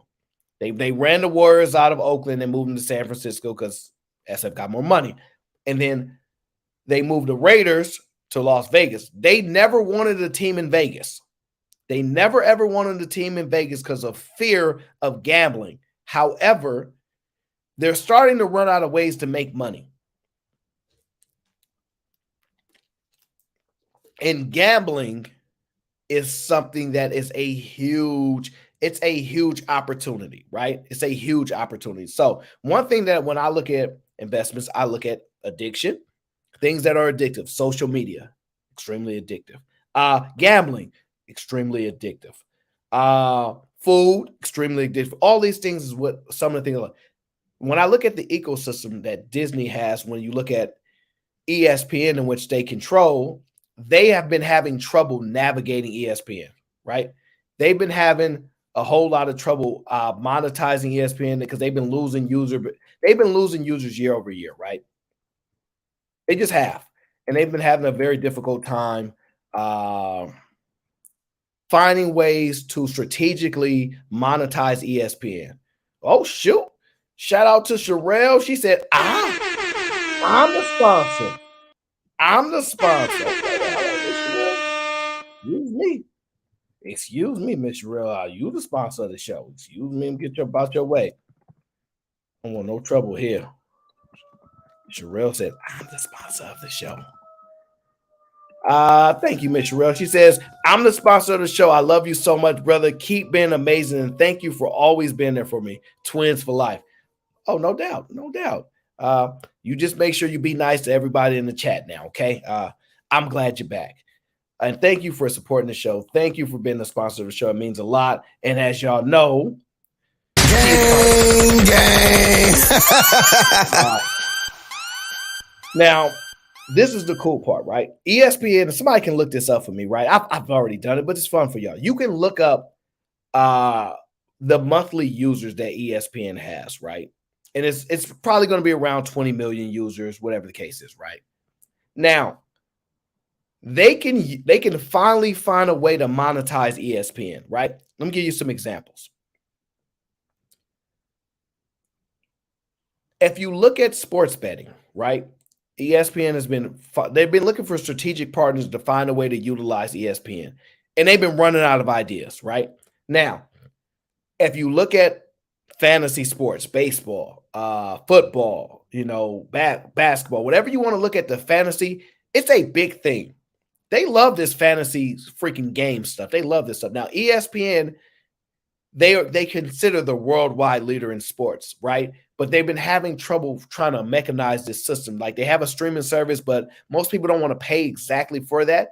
But when you start to implement gambling and addictive things, then those services start to look a lot better when people need a little bit more insight to get ahead, right? So they're going to be able to partner with Penn Gaming, which, that's another strategic move, right? So they're going to utilize the system that they have in place and use the user base that they have. And mind you, this is the thing. You can start to funnel people from segment to segment, right? People that have addictive to anime have addictions in all other areas. So this is a very, very, in my opinion, a very good strategic play.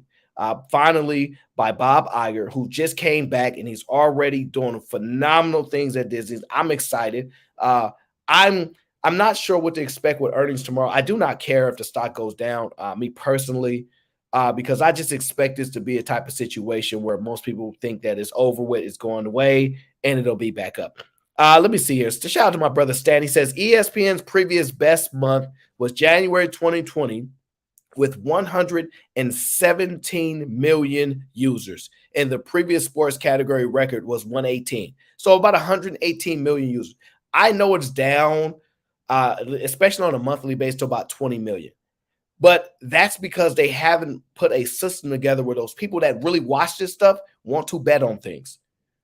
I know y'all know Anton Daniels. He liked to bet on stuff too. He bet on the Miami. So the second you start putting systems in place, you start to find out that, okay, now I have a user base, I have an audience, and now I need to feed them what they want, and they want to gamble. Look at the football players. Football players have been getting suspended left and right because they can't stop gambling. Now, I don't have a gambling problem, but I'm sure want to profit off of it. So if y'all want to gamble, you can go into ESPN, get down with the ESPN bets, and feel free to gamble. So that's something I'm going to be paying attention to as they continue to try to mechanize that system. And let's just go over this video when they discuss the deal with Penn Gaming. Let me see if I can pull this up here. Getting into the betting game, ESPN launching a betting platform with Penn Entertainment. Now, Penn Entertainment had previously been working with Barstool Sports. They had actually purchased all of Barstool Sports over the last couple of years. Part of this deal, Penn Entertainment is divesting its ownership of Barstool Sports back to Barstool Sports. So when they say that they're divesting their ownership in Barstool Sports, what they're doing is they're aligning, right? They're trying to make sure that they don't have that their partnership with Disney makes them both align, and that they don't have to have any loyalty to another brand or another business. Everything is a go with them. So it was a really good strategic play by Penn, because Barstools is a smaller company. They've utilized ESPN to advertise and things like that. But now Penn can use a better brand And ESPN is the brand. When you think of sports, you think of ESPN. Let's be honest. Most of y'all, if y'all watch any sports, y'all go to ESPN first. You know, Woj is always the one that's breaking all the news down. They have some of the top talent. It's just a matter of time before I believe Bob Iger finds a way to turn ESPN into a way to generate money. Founder Dave Portnoy. So Penn no longer owns Barstool Sports, and it is now entering an exclusive partnership with ESPN, which we know is the worldwide leader in sports, to be ESPN Bet. You can see Penn stock reacting massively to this news, up 26%. A couple highlights from the release that stuck out to me. So it's going to be a legalized ESPN Bet app in 16 states where Penn currently operates. Yes. So Penn is a publicly traded company. Their stock, after they announced a deal with ESPN, their stock shot up 25%. This is extended after hours. This is a really, really good deal. And we'll see how it play out. They have to execute, but this is their business model. This is what they do. This is how they make money. I don't think there's going to be a problem for Penn Entertainment. Everybody that sees it knows this is a bullseye for them. ESPN is the one that has to figure it out, honestly. So again, we're talking about mobile sports gambling here, and we're talking about ESPN. So the most massive part of this release to me is being ESPN's exclusive sports book and having odds attribution and promotional services on the platform. So when you think about being on ESPN and having Penn's odds be on ESPN, that means someone like Pat McAfee, that's a very popular ESPN personality, when he's building products, parlays, saying he likes XBet, he's excited to bet on this, he'll be saying he's excited to bet on that on the ESPN betting platform, and then the game will start on ESPN. So you're getting a little bit more of that same screen experience, which is something we talk a lot about in online sports gambling. Fans want to be able to watch the game and bet on the game, potentially in one app. That's not necessarily where this is right now, but getting a more synergized experience here, process, something that definitely stands out instantly. Just a few things. So, usually when it comes to these types of betting and betting products and content, you're sort of curious, where can I make this bet? Who's giving me the odds? Where can I get this stuff? It's going to all be seamless now, is my understanding. It's one place, one-stop shop for ESPN content and also the bets you can place on top of it. So they're trying to, of course, sell you on this seamless experience. It's very, very important that people don't have to go to multiple areas to get one thing done, right? My brother JJ says, I watch small content creators on YouTube, not ESPN. Well, JJ, you might not be a gambler, but if you are a gambler, I guarantee you they're going to find a way to get you involved into their ecosystem. They're going to find a way if you're a gambler. If not, JJ, this don't affect you. This won't affect you, but I assure you, JJ, do me a favor. Look at the availability in that market for how much money is generated in gambling every year. Look at how much money is generated in gambling every year. It's a lot of money, and this is the best thing that ESPN can do. And it may be that they might have to spin off ESPN to a standalone company and just maintain ownership, very similar to what AT&T did with Warner Media, because Warner Media is doing pretty well with their media business. I think they even surpassed Disney in monthly users. We'll see how that turns out tomorrow when Disney shares their news. But I'm telling you now, I'm going to tell you now, this is a really, really good move. I'm excited about it. It's a brand that everybody knows. It's a brand that everybody trusts. And strategic partnership with Penn Gaming, to me, it's a slam dunk. They could have found a bigger partner, obviously, but I think this is a good deal. I really, really do think this is a really, really good deal. So I'm excited for it. I like it. I won't be gambling though. For that, a couple things on top of my head is Disney finally getting in betting with something that I know was Iger has hinted that he's open to it. Right, that they would never really do, but now it's happening. I think that's massive for them.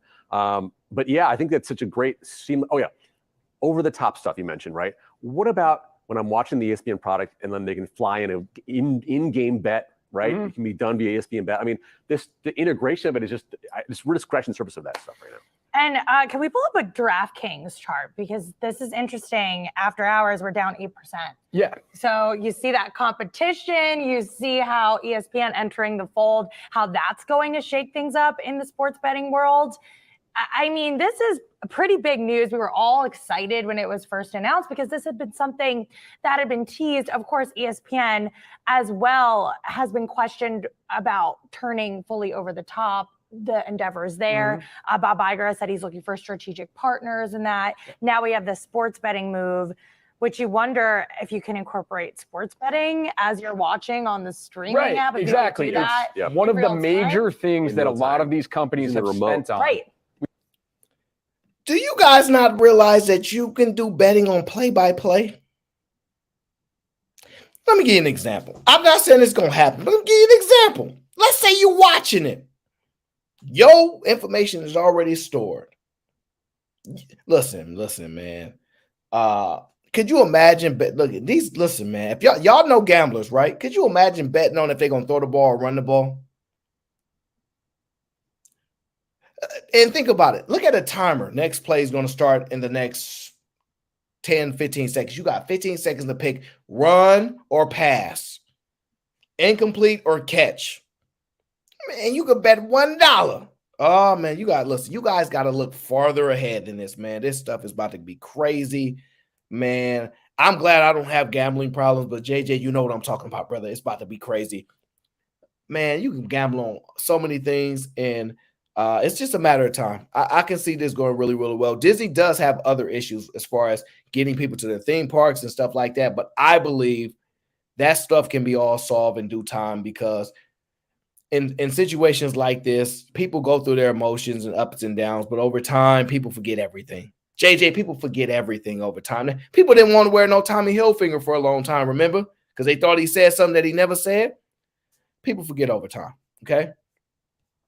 Look, Disney lost $900 million on its recent film flops. Yeah, you can lose money in business, but the odds is they can make money too. And I believe with the resources that they have, the assets that they have, Marvel and all that good stuff, that they're more likely going to make money. And Bob Iger has a proven track record. But we'll see. It's a risk. It's business. It is a risk. It is business. It is business. Okay. So that's some of the stuff that I'm looking for right now. Barstool stock is down because this is major competition.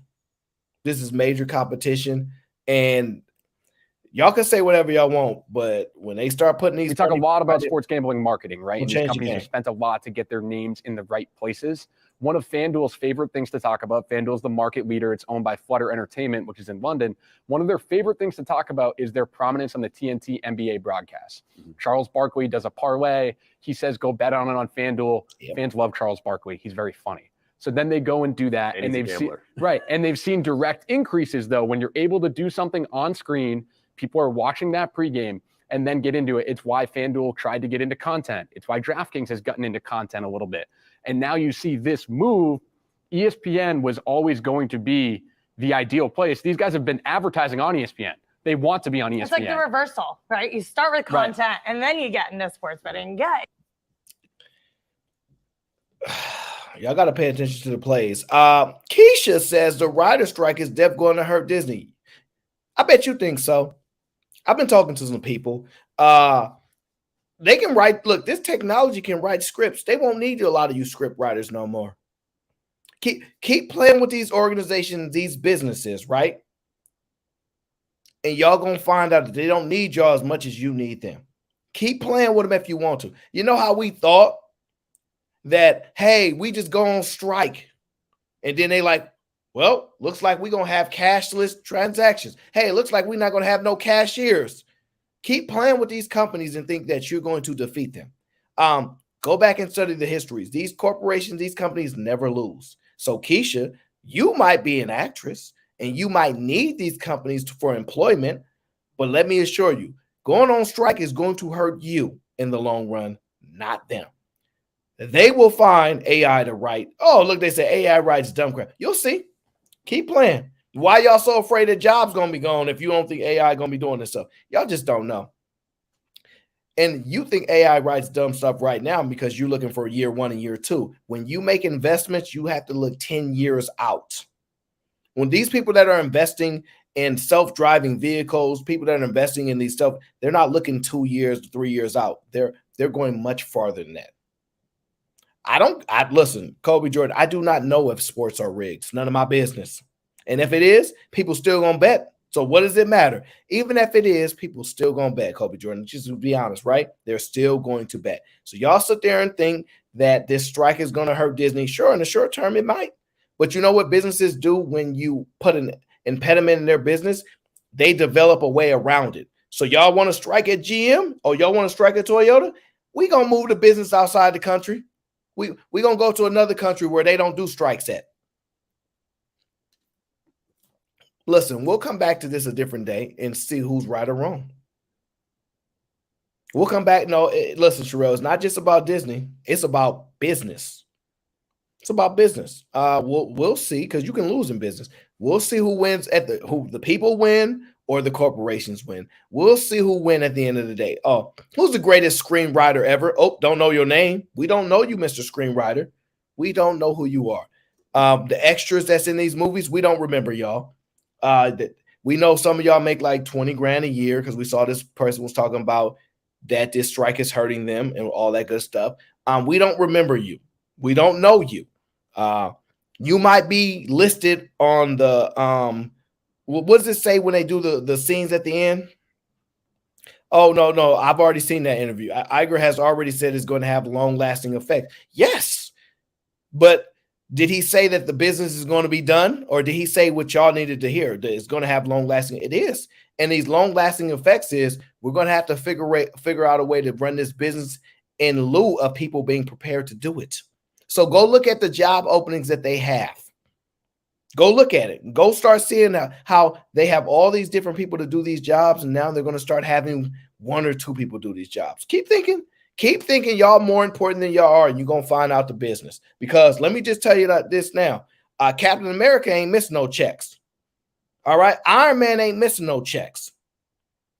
They ain't missing no checks. So y'all can keep playing if you want. They want their $20 million, and they going to get it.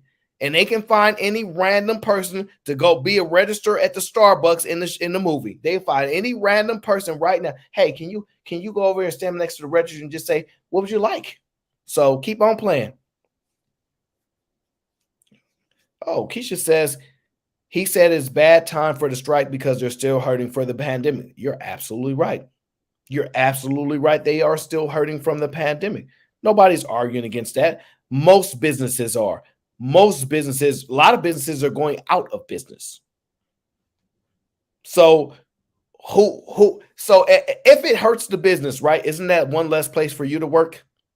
Let's just play this game out since you think you know isn't that one less place for you to work at Disney if it destroys their business? Isn't that one less place for y'all to work at? I don't know. Am I wrong? Or do y'all have all these other businesses that y'all can work at if y'all strike? Because last time I checked, it ain't a lot of places for y'all to work. It is what it is, Miss Keisha. Unless you got another place to work at when y'all going on strike against these corporations, I don't think y'all do. So y'all, it's in y'all best interest. It's in y'all best interest to get on board, because last time I checked, Bob Iger was worth probably good $50-100 million. All their executives are millionaires. So let's just be honest. Let's play this out. Let's just say you destroy the whole business. What do you think they're going to do? They'll sell their intellectual property. They'll sell it off to somebody else, and then they'll make a ton of money doing that. And then whoever they sell it to, like let's just say Apple, we'll just throw a random name out there because Apple might be on the list, right? Let's just say Apple buys them, use the system that they already have in place with $100 billion already just sitting on the side and go, yeah. So keep on playing if you want, Keisha. Keep on playing if you want. Last time I checked, the rich get richer and people at the bottom ain't getting richer. So it is what it is. You be upset at me. Don't be upset at me. The game is the game. We'll revisit this conversation in a few years, Miss Keisha. We'll revisit the conversation and see who was on the other side of history. We'll see who was on the other side of history, right? Now, on to the thick of things. On to the thick of things.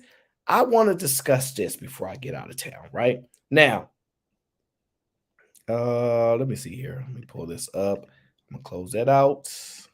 Oh, here we go. Yes. Now, maybe we should go back down to the South. If AI goes on strike, beloved, AI not going on strike. Don't worry. AI is not going on strike. Oh, here we go. Keisha, you still want to play, huh? We will see, Aaron. Less people are going to the movies, resulting in less revenue because of streaming services. Well, let me just tell you this, right? So the amount of money that Disney lost is because when Netflix was already the leader in the streaming service, they had to overspend to maintain in the ballpark of competing. As time goes on, they are going to get a hold of costs. They're going to get a hold of costs. Let me give you an example, right? So if you look at a cybersecurity company, right? Now, when they're going in, they hire a whole bunch of people because they have to put the system in place, right? Once the system is in place, thank you for laying down the infrastructure. You're fired. I mean, thank you so much for your hard work, but now we just need a couple people to watch what's going on, and we good. So the infrastructure just need to be laid. They had to put a lot of money into this for the infrastructure of it. So they spent a lot of money. It's their job, and it's their proven track record of most businesses to get costs under control. Okay. The businesses that don't get costs under control eventually goes out of business. Rico says nobody watching those Disney Plus shows. Maybe you're right. Maybe you're right. But I assure you that they're generating revenue. So where do you think they're generating revenue if nobody's watching the show? Last time I checked, well, just because y'all watch YouTube, y'all don't know what's going on. This is why y'all small world is not what you want. Just go on and type up and see how much money they generated. Costs will get under control. Look, that's my opinion. I could be wrong. You don't need to invest. But I happen to believe that they will be able to get costs under control because most of the cost is people. Let's be honest. Most of the cost is people. And I have no doubt that they'll be able to get it together. That's just my opinion. And Bob Iger really, really good at putting things together. My humble opinion. And let me tell you another secret, right? What do young people love to do? Young people love to travel. Let me tell you what mothers like to do. They like to go to Disney World. They like to go to Disneyland. They love Minnie Mouse. Regardless of what you feel, young people will always want to.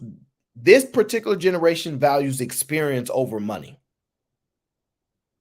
They value experience over money. So they are going to want to take their children to Disney. They're going to want them to see Minnie, and mothers ain't never going to stop. Now, some of y'all probably can't afford it. I don't know. But if y'all have any friends that have children, if they travel, they're going to go to Disney. Tell me I'm wrong. And beyond that, look, Disney is expensive. Yeah, but here's the thing. SeaWorld will go out of business first. SeaWorld will go out of business first. Sarah says, I just got back from. I know people that got these Disney passes that will just go all year long. I'm telling you now, Disney World is packed? No way. No way. Listen. Just watch it play out. No, Kobe Jordan. I never said that there's not going to be a job. It just may not be a job at that location once they laid the infrastructure out. It is what it is. It is what it is, guys. Now, I don't know Orlando, Florida. I'm not going to no damn Orlando, Florida. They'll just lay off thousands of employees to please stakeholders. I'm a stakeholder. The same thing Meta did. They laid off thousands of employees. Profitability went up higher. They lowered spending for CapEx and things like that. Yes. When you do that, then profitability looks better. So I have no problem with them laying people off because the business is bigger than any individual. And when y'all learn that, y'all gonna understand. This is just a game. My guy Jay just said the movies and ESPN is trash. Sure. You're gonna be watching somebody's movies, and let me tell you a thing about superheroes. They love them. And they own all the best superheroes. No matter what you say, they own them. And at worst, they can sell them. But I'm not going to argue with you guys about that. That's for another conversation. I want to have a conversation about House Bill 2689. I want to have a conversation about House Bill 2689. Okay? Now, the thing about this House Bill, well, you know what, Keisha, you can definitely, I don't mind if Keisha come on the channel and yell at me. not mine at all. So I will always give her an opportunity to come on the channel and yell at me. So Keisha, if you want to come on the stream and yell at me, just let me know. If you want to come on the stream and yell at me, just let me know. I'm open to being yelled at, Keisha. I'm open to it. Let me get, and I'm gonna keep it simple for you. I'm not gonna overcomplicate anything for y'all. Let's get your thoughts on this. All right, so those of you who are in Tennessee, guess what? House Bill 2689 is getting ready to pass. That is requiring paternity tests before you sign the birth certificate. Because, you know, when people do paternity tests, 1/3 of the time, they end up not being the father. And if they start testing everybody, that number can only go up, not down. It's going to be dramatic. And right now they're starting to also add in things like, you know, maternity fraud is a crime and a punishable crime. So guys used to go to jail for not paying child support on a child that wasn't theirs because the state wants to get their money, because if there is no father to pay for the child support, somebody has to pay for it. So they push it on to the nearest person that could be a father figure. And they're actually starting to jail time the ladies for maternity fraud because it is such a rampant crime. So I don't agree with a lot that they do in politics, but I agree with this one. Ooh. The hustle is over. The scams are done in the state of Tennessee. And I know some of y'all feel like, well, why should we have to do all of this? They should trust me, because y'all be lying. The women be lying. And if you know that this is his baby without a shadow of a doubt, husband, boyfriend, baby daddy, it don't matter who it is. Let them go on and get that paternity test, sis. If you on the up and up, it shouldn't bother you. And for all of those women out there faking pregnancy to scam men, ooh, y'all big mad now, ain't you? Ooh, I like her. Ooh, I like her. City Boys up 1,000 points. City Boys, we up 1,000. Let me just tell y'all. You know what this had me thinking about, right? City Boys, we up. Let me just tell you what had me thinking. You know, all these ladies come on here and say, if y'all got a problem with everything, why don't y'all vote to change the laws? And for the longest time, I've been thinking, I said, dang. I know, does voting really matter? Does it really work? Because these ladies got all this power and all this stuff, and they've been running around with their chest out. Like us women, we run the world. Dun, dun, dun, we run the world. I'm like, y'all ain't Beyonce. And I'm thinking to myself, and this is what I'm thinking to myself. First, we had the Supreme Court tell y'all gonna have them babies. First, we have the Supreme Court tell y'all gonna have them babies, and all the women was like, you mean to tell me that y'all could just change the laws whenever y'all want on us women? The men can just do that? I thought the men couldn't do that. Oh, y'all thought the men were weak and they was gonna let y'all do whatever you want. At some point, the tipping of the scale had to change. At some point, society said, you know, the ones that y'all believe control society said, man, these men is giving up. These men don't even want relationships with women no more. They not marrying them. They not getting in relationships no more. They not even, listen, if it ain't Netflix and chill, what we gonna do? Now the women fighting back. Well, we ain't gonna have no kids because we on this birth control. We can control our nature, right? And y'all know I had Ty come on here and defend the queen making all that good stuff. And all Ty kept saying is men are liars, men are liars, men are liars. Well, the City Boys is up now. And let me just tell y'all a little something about legislation, right? Just like stuff happened in California, it becomes a residual effect from state to state to state. Once we get it popping in one area, we get it popping in another one. So now that the City Boys is up and y'all possibly can do some jail time, y'all gonna act different. See, it turns out that women are liars. So Ty, when you was up here talking about men are liars, women lie too. And here's the thing. Men lie about having a job. Yeah, you know, I got a job. I make $100,000 a year. All right, he tricked me, girl. I thought that he had a good job, so that's why I slept with him. Yeah, he lied. You fell for it. You thought because he made $150,000 a year, you like, I could sleep with him then. That's on you. But when y'all lie, Y'all lie about a whole human baby's life. Y'all put a whole nother person. It was just me and you. I lie, you lie, we lie together. We all big liars, all right? But now you want to implement a child in this lie. See, men, this, you know why this bill, you know why we up? Let me tell y'all why the men up right now. And moderators, do me a favor. Please put Flora in timeout consecutively for the disrespect. I don't want to see her name pop up in my chat. Somebody put her on timeout. I'm about tired of seeing her name in my chat, right? Now, let me tell you why this is so important for the men. Because men cannot go to jail for this at all. Listen, the only people eligible for fraud in jail are women. The only people eligible for fraud in jail are women. You know why? Because men don't lie about paternity. We don't lie about our children. See, either we say they ours or we say they not, and it's just the truth. When y'all do it, y'all a bunch of liars. Oh yes, y'all a bunch of lies. And guess what? The men have decided to vote. The men have decided to vote. See, y'all was talking all big and bad. Oh, if y'all really want something to change, won't y'all go and vote? Then they go and vote. What y'all do? Y'all want to go on strike. Oh, how can they tell me what to do with my body? It ain't fair. Well, we did. And you going to do it or you going to suffer the consequences. It is what it is. The law is the law. Like y'all tell us, the law is the law. Now, when my guy DeSantis down in Florida said, ain't going to be no alimony forever. No. Ain't gonna be no alimony forever. Cut that out. That was a man. This is a man's world. That was a man. And the man told you, no. No more alimony. No more getting over the guys. We let y'all beat up on them for long enough. All right. The city boys got to get a couple W's around here. Okay. We already won one when what's that city girl name? What's the one that's messing with Diddy? What's her name? Capricia? Dang, what's her name? Oh, man. I can't remember her name, but somebody put it in the chat for me. What is her name? Carisha. That's her name, right? She told y'all her kids ain't going to be no city girls. Yeah, she said, my kids ain't doing this city girl stuff. So she basically told y'all she going to lie to y'all to make this money off this music. Same way Cardi B going to do. But they children, not going to be like that. I wonder why.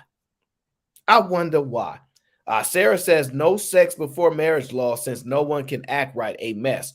Oh no, Sarah. You actually can't put a law in place for that because that's hard to enact. You'd put everybody in prison.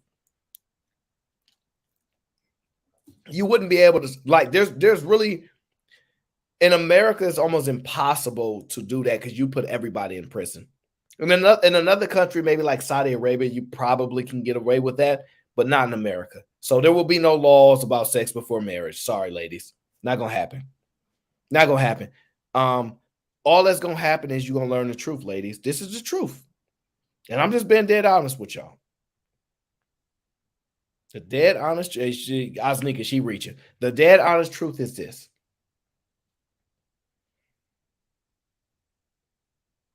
Ladies, you need to be nervous because the truth of the matter is this. When it comes to standards, whose standards are higher? Men's standards or women's standards? Oh, don't worry. I'll answer the question for you. I'm not going to even stress y'all out tonight. Here's the answer. When it comes to sex, women's standards are lower than men's standards for marriage. Do you know how hard it is for a woman to get a marriage out of a man?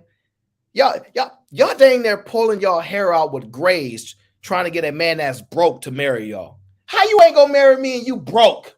Nah, I ain't just marrying nobody. Marriage is a serious thing. I can't just marry anybody. I mean, like, you cool, we cool, but I can't just give my marriage away. Ladies, I just ain't gonna sleep with anybody. Five hours later, we had sex. So, ladies, when it comes to standards, if we compare man's standard for marriage, your standard for opening your legs, men have higher standards. So y'all don't really want to do a comparison of whose standards are higher. The man's standards are higher. That's just the truth. Your legs is very open, wide these days. So y'all don't come around and talk about y'all men would do anything. Y'all don't have no standards. Why they ain't marrying you then? I know. I'm just letting y'all know the truth. The city boys is up. And if y'all keep trying to put these babies on us that ain't ours, somebody going to jail. Somebody is going to get locked up and they're going to go to jail. Now, I don't know who's going to go to jail, but somebody is going to go to jail. Okay. It is what it is. It's not personal, but shout out to Sarah. She said she's going back to Disney. It's not personal. It's just y'all told us to vote. So the men getting out and voted. Shout out to DeSantis. He said stop with the alimony. Tennessee not playing. Keep this fraud about this paternity. You're going to jail. And the Supreme Court said y'all gonna just need some plan Bs. See, the scary part about what Ty was talking about is the man is a natural predator. STD rates up too, Keisha? I know they are. Is the legs going to close down at the rates up, Keisha, or you think their legs going to be wide open? Let's just, hey, Keisha, now that, ESPN got bets, let's take a bet. Do you think women legs going to close more or open more? I'm just wondering, what do you think is going to happen? My best guess, the STD rate's going to go up. STD rates are going to go up because them legs are not going to close. Nothing personal. The truth is just the truth, okay? So, guys, make sure you keep on the lookout for this. Pay attention to everything that's going on because, City Boys, we here for the victory. We here for this win. We here for victory, okay? I'm going to keep doing research. Right now, my research is going to be going back into what's going on in Nair and seeing if I believe America is going to possibly be behind the scenes with their involvement because they're in cahoots with the French and whatnot, and I don't like it. But I find it interesting to watch. So, guys, make sure you guys look into that. It has implications on us Americans way more than you guys really know. Make sure y'all doing your very best in your own cities, okay? Protect the robots. Do not betray your country. Stay away from the South right now because the South is smoking hot. I don't want to be in Mississippi, Alabama. I don't want to be in none of them places right now. Tennessee, I'm kind of feeling y'all a little bit. I ain't gonna front. I'm feeling Tennessee right now. Tennessee on my list is just shot up real high. Tennessee on my list is shot up real high. They doing big things down there in Tennessee. They doing big things down there in Tennessee. Okay. Now I'm going to be honest with y'all. I wasn't planning on being here that long. So I'm glad I got through all of the things I wanted to talk about without being stress-free, all right? This is a stress-free show. I told y'all, we chilling. Stress-free show. Nobody came up here with no drama. I got through all my topics on a Tuesday. Tuesdays are just a chill show. Now, the next show, I can't tell you what's going to happen because it takes me a long time to put these things together. Now, I'm going to be paying attention to the numbers in the morning because I have to see what's going on. I have one question for y'all. I have one more question for y'all. And I'm not going to start it. This is a really question. This is my question to y'all. Do y'all believe social media has destroyed our society, or do you think it's helped better our society? Well, where do you stand on social media's impact? Do you believe social media is destroying society, or do you think it's better? It's a benefit to society? Because I'm interested in what y'all think about that.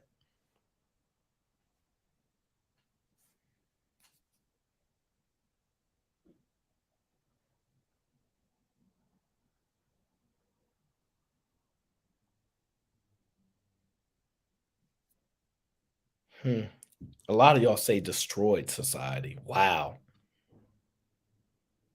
Everybody's saying society is doomed. That's such an interesting way you guys look at that. Destroyed, but society needs to be destroyed. Dang, Keish. You know what's so interesting? I look at this completely different. I actually believe social media is a plus for society. What is in the dark must come to the light. I'm in complete disagreement with all of y'all. I believe social media is a benefit to society. Now, here's the important part of it. It's based upon the individual, right? Some people use social media negatively, and some of them use it positively. Some people use social media to their advantage. Some people use it to their disadvantage. The huge impact with social media that I see is that there are less places for you to hide. We've been saying that people have been doing things to us for years. We've been saying people been, doing black people wrong for years. All these cops been doing us dirty for years. And once that social media went up, they was like, damn, they really did just shoot they really did just shoot him in the back. Yeah, we got it all on camera. He can't hide from this. I think it's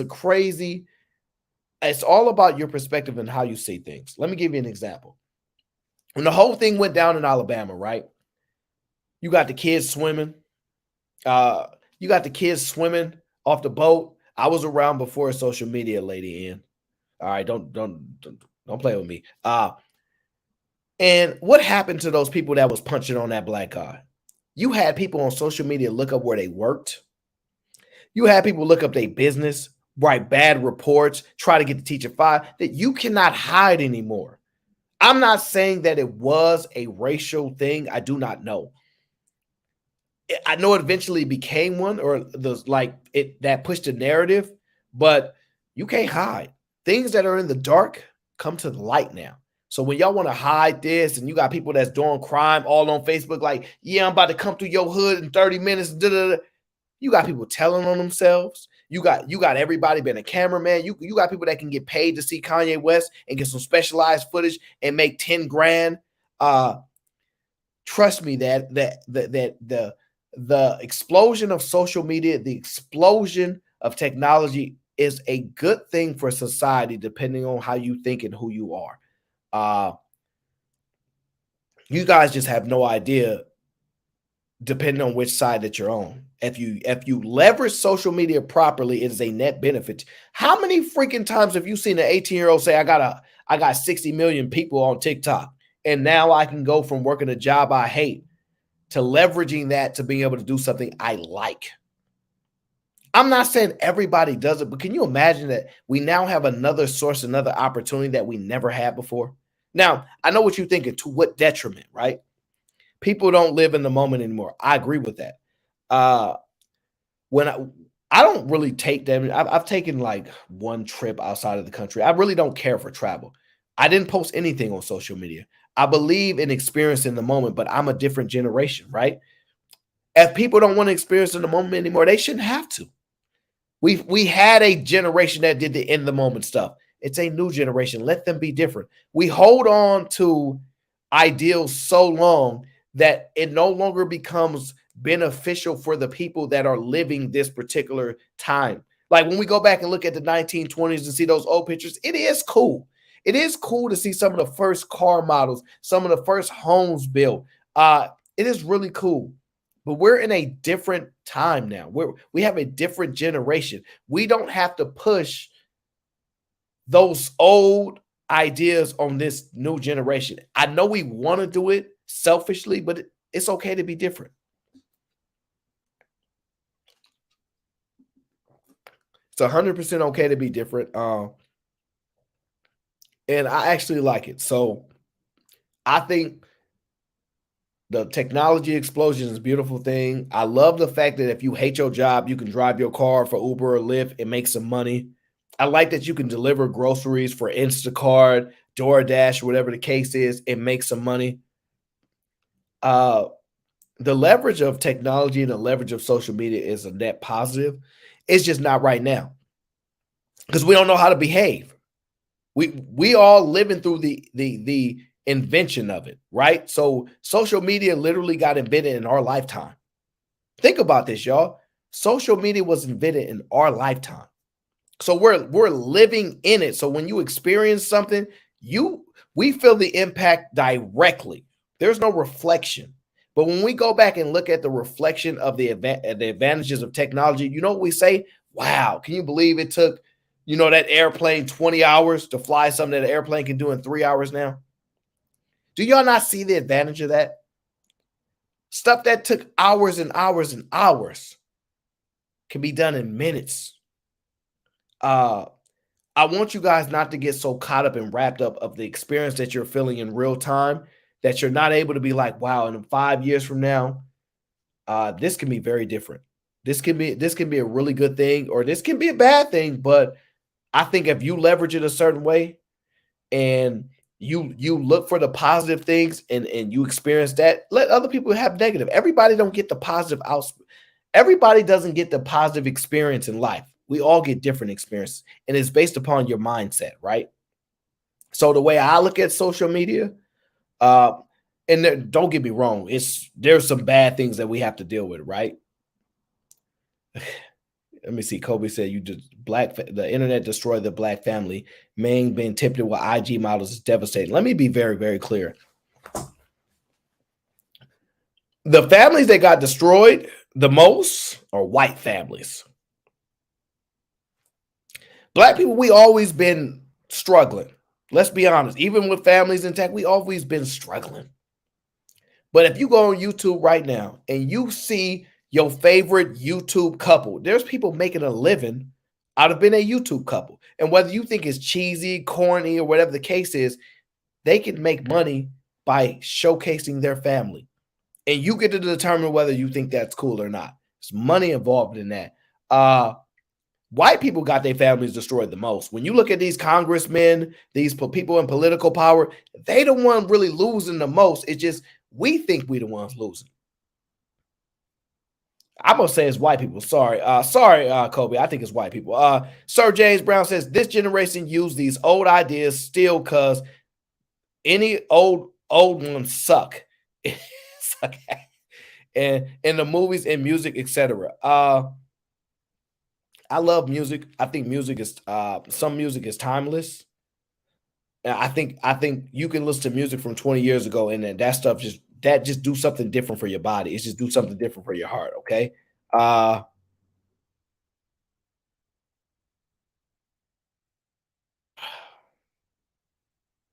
don't know. What does Lauren say? Lauren says, I am one of the first FB pages when you had to have the university emails feel so old. Oh, they changed those rules. Once the money started flowing, they changed those rules immediately, Lauren. All it takes is one wrong thing and you get canceled. Nobody gets canceled, B-Love. Nobody can actually be canceled. If you break the law, you can go to jail. If you break the law, you can absolutely go to jail. But to actually be canceled, I disagree. No one can actually, even Ye is not canceled. Kyrie Irving is not canceled. He got $100 million. I don't believe people are going to be canceled unless you're breaking the law. And in that case, if you've done something and you've done a crime, you deserve to be punished. You deserve to be punished. I hate how things can be twisted, and I hate how we are judging the court of public opinion. I do hate that. But there's so many positives we can take from things if we just don't look at negative outcomes. So many positive things that you can take. And I try to think of both sides. I just don't want to look at one side and think the world is ending. And I'm gonna tell you why I think differently. Sir James Brown says, I'm going to say pornography is the biggest contributor. We wouldn't be able to shop online if it wasn't for the porn industry and the physical media. See, I have a disagreement with that. I believe this. There are people that have addictions to all kinds of different things. Now, the access to it digitally, I agree with you. Like, it's part of being free, though. It's part of being free. So you should want the freedom to see what you want to see. It don't stop me. It don't stop other people that are focused and not stuck on that. They had magazines back in the day. The oldest profession in history, you know what it is. So me personally, I would never use that as an excuse. Like, I'm not where I want to be in life. I'm not doing what I want to do because I'm stuck watching that. Because this is how I look at things, twofold, right? They trick you. This is a game. Life is real. You can actually perish, but it's a game. When they give you alcohol and you have a one night stand with a chick and she get pregnant and you probably don't want to be with her and she can put you on child support, you got gamed. And I'm not you personally, but you just a victim of the game. They use all these systems in place to keep you at the bottom and you fall victim to it. So if you go on the internet and you can see images and they get you excited and you're like, I don't need to do nothing in your life, that's because that's where you want to be. That's what you want to lose. Now, don't get me wrong, there are addictions.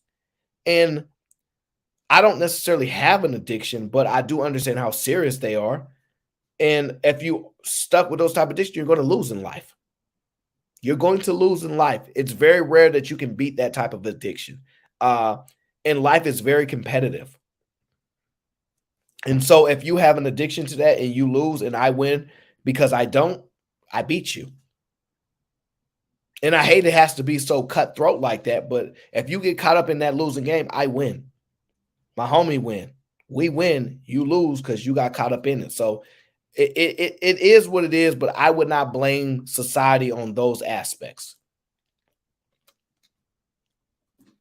I wouldn't blame society on those aspects. I want you to take more of a positive look. We are more interconnected than we ever have been. I'm thinking about doing my next show on, I think I am going to do my next show on communications in the sense of, because people think Gen Z don't have communication skills or social skills. I apologize, they're social skills. So I think I want to talk about that on the next show. Sir James Brown says 2 guys were the first to charge for pornography pictures online, and then all the corporations paid them for the patterns. That's what I mean. Yeah, I understand that they turned it up. They one part of the system just elevated. Now there's billions and billions of things you can do online, and that has been destructive to a portion of society. Listen, let me give you an example. In society, not everybody is successful. So some people take solace in their families. Look, I ain't got to be rich. I ain't got to have a great job. I got my husband. I got my wife. I got my kids. We get to see each other. We take a trip a year, maybe. We get to, like, that's to them, that's everything. In this game of life, there are so many doors for you to lose. There's so many ways you can lose in life. Whether you're in the corn industry and you suffering that, whether you got 9 kids and you're suffering from that, there's so many opportunities for you to lose if you get distracted, if you fall for the bait. And life is set that way. There's a devil that is always trying to get you to come on their side. Come with me. Come with me. You want this apple? The snake's in your grass. It's a game. And you can't let them defeat you. And here's the greatest part about the game. The game ain't never over until you're over. The game don't never quit until you lose. So you have your whole life to play to win. You have your whole life to play to win. You could be 40, 50 years old, a bum. And just like when I was growing up in gamers playing games, we were losers. Now you can make hundreds of thousands of dollars as a gamer. Sometimes you just may be a generation ahead. You just may be ahead of the game.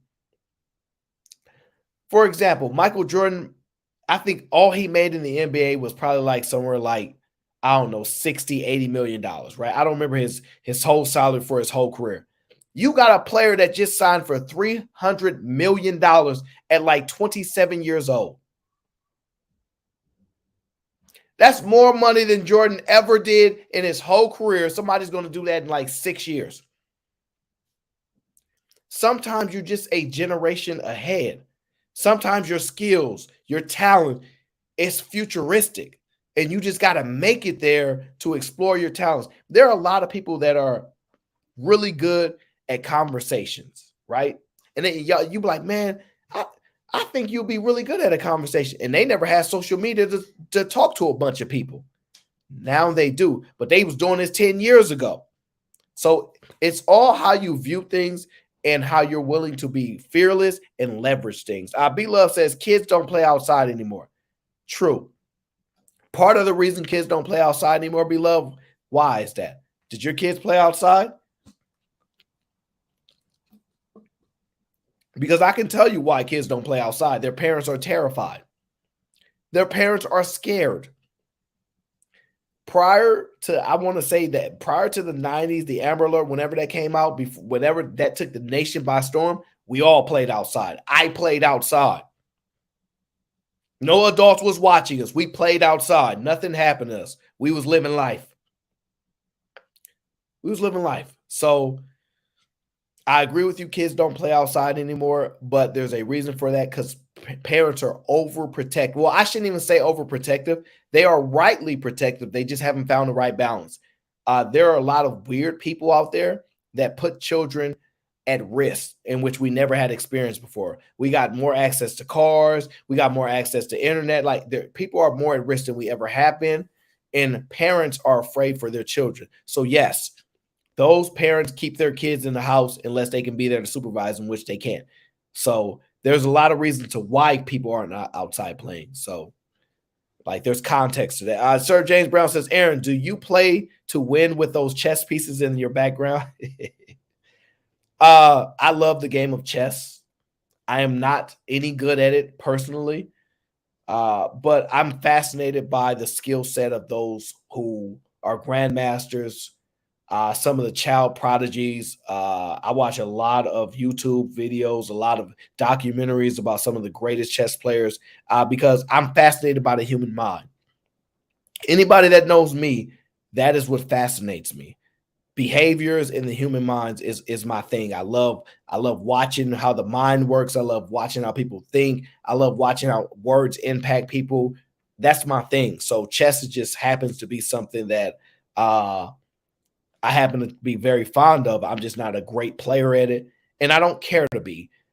The thing that I value about it is the skill of other people. I don't have to be the best person, right? I value and I am intrigued by other skills that other people have, and I like to watch greatness. I like to watch brilliance at play. So you'll see me, right? I'll be hanging out with Cheeky Banner. He's a brilliant young man, right? And we just be chilling. JB is another homie of mine. He's a brilliant guy. These people's minds just operate differently, and there's something about really, really brilliant people that just like naturally makes my mind go, wow, that's cool. So chess is no different than that. It's remarkable what a mind can do on that chessboard, to be 5, 7, 8, 9, 10 steps ahead with the greatest minds on the planet. It's one of the ultimate games, and I'm very, very fond of it. I wish I was skilled enough and smart enough, intelligent enough to be a great player, because I have the poker face for it. I have the poker face for chess, but I just don't have the skill. And I'm fine with that because I can see brilliance in other people. Let's play one day. I'll teach you how to be the next Bobby Fischer. No, because if you know who Bobby Fischer is, you going to embarrass me, and you ain't about to embarrass me. But you know what? We might play one day on because they got this little. We can play on a little phone, and then you can tell everybody you beat Aaron O. That's all right, because you might could teach me a thing or two. But I just love it. It's a really, really great game. It is a phenomenal game. But I'm glad to hear your thoughts, guys. I really, really think that you guys should revisit on your thoughts about social media. Try not to be overly emotional about it, okay? Because I think what happens is we so caught up in what the negative about it, we don't focus on the positive. Social media has changed life as we know it, and because we're in the cycle of it, of the development, because mind you, we're still building out the infrastructure for social media. We still don't have regulation on things because it's so new and it's so vast and so much. Some great things can be done from it. So definitely look at the positive. Understand there's negative things that come with it, but there's a lot of positive things that go with it. So I hope you guys enjoyed the show today. I'm not going to be here all night with y'all. It's Tuesday. I am going to definitely get working on the next show. I don't know when that will be. It requires a little bit of inspiration for me to do a show. You guys know, if I'm not inspired, if it's not something I really want to talk about, I don't come up here to waste you guys' time. I come up here to connect with you guys, build, challenge each other's minds, thinkings, and have a little fun. That's always what the goal is. That's always what I'm trying to do. I appreciate y'all. Thank you for tuning in to the Aaron O Show. And shout out to my sis Sherelle for being a sponsor of the show. I really, really appreciate you guys. Thank you guys so much for supporting, contributing, being part of the conversation, especially Keisha. We're going to be beefing about this actors and writers strike for a long time. Because I happen to believe that keep on messing around and that AI, they're going to be writing your script for you. Listen, as a matter of fact, before I go, hold on. One more thing before I go. One more thing. Do you not understand that there was a woman that made an AI version of herself and sold it to people and made thousands and thousands of dollars? If you can make an AI version of yourself and sell it to people, trust me, I have no doubt that AI can write a script, create a fictional human being, and make it interesting. Let me tell you why, Keisha. They have all the data on you. They know how long you're willing to watch a TV show before you click off of it.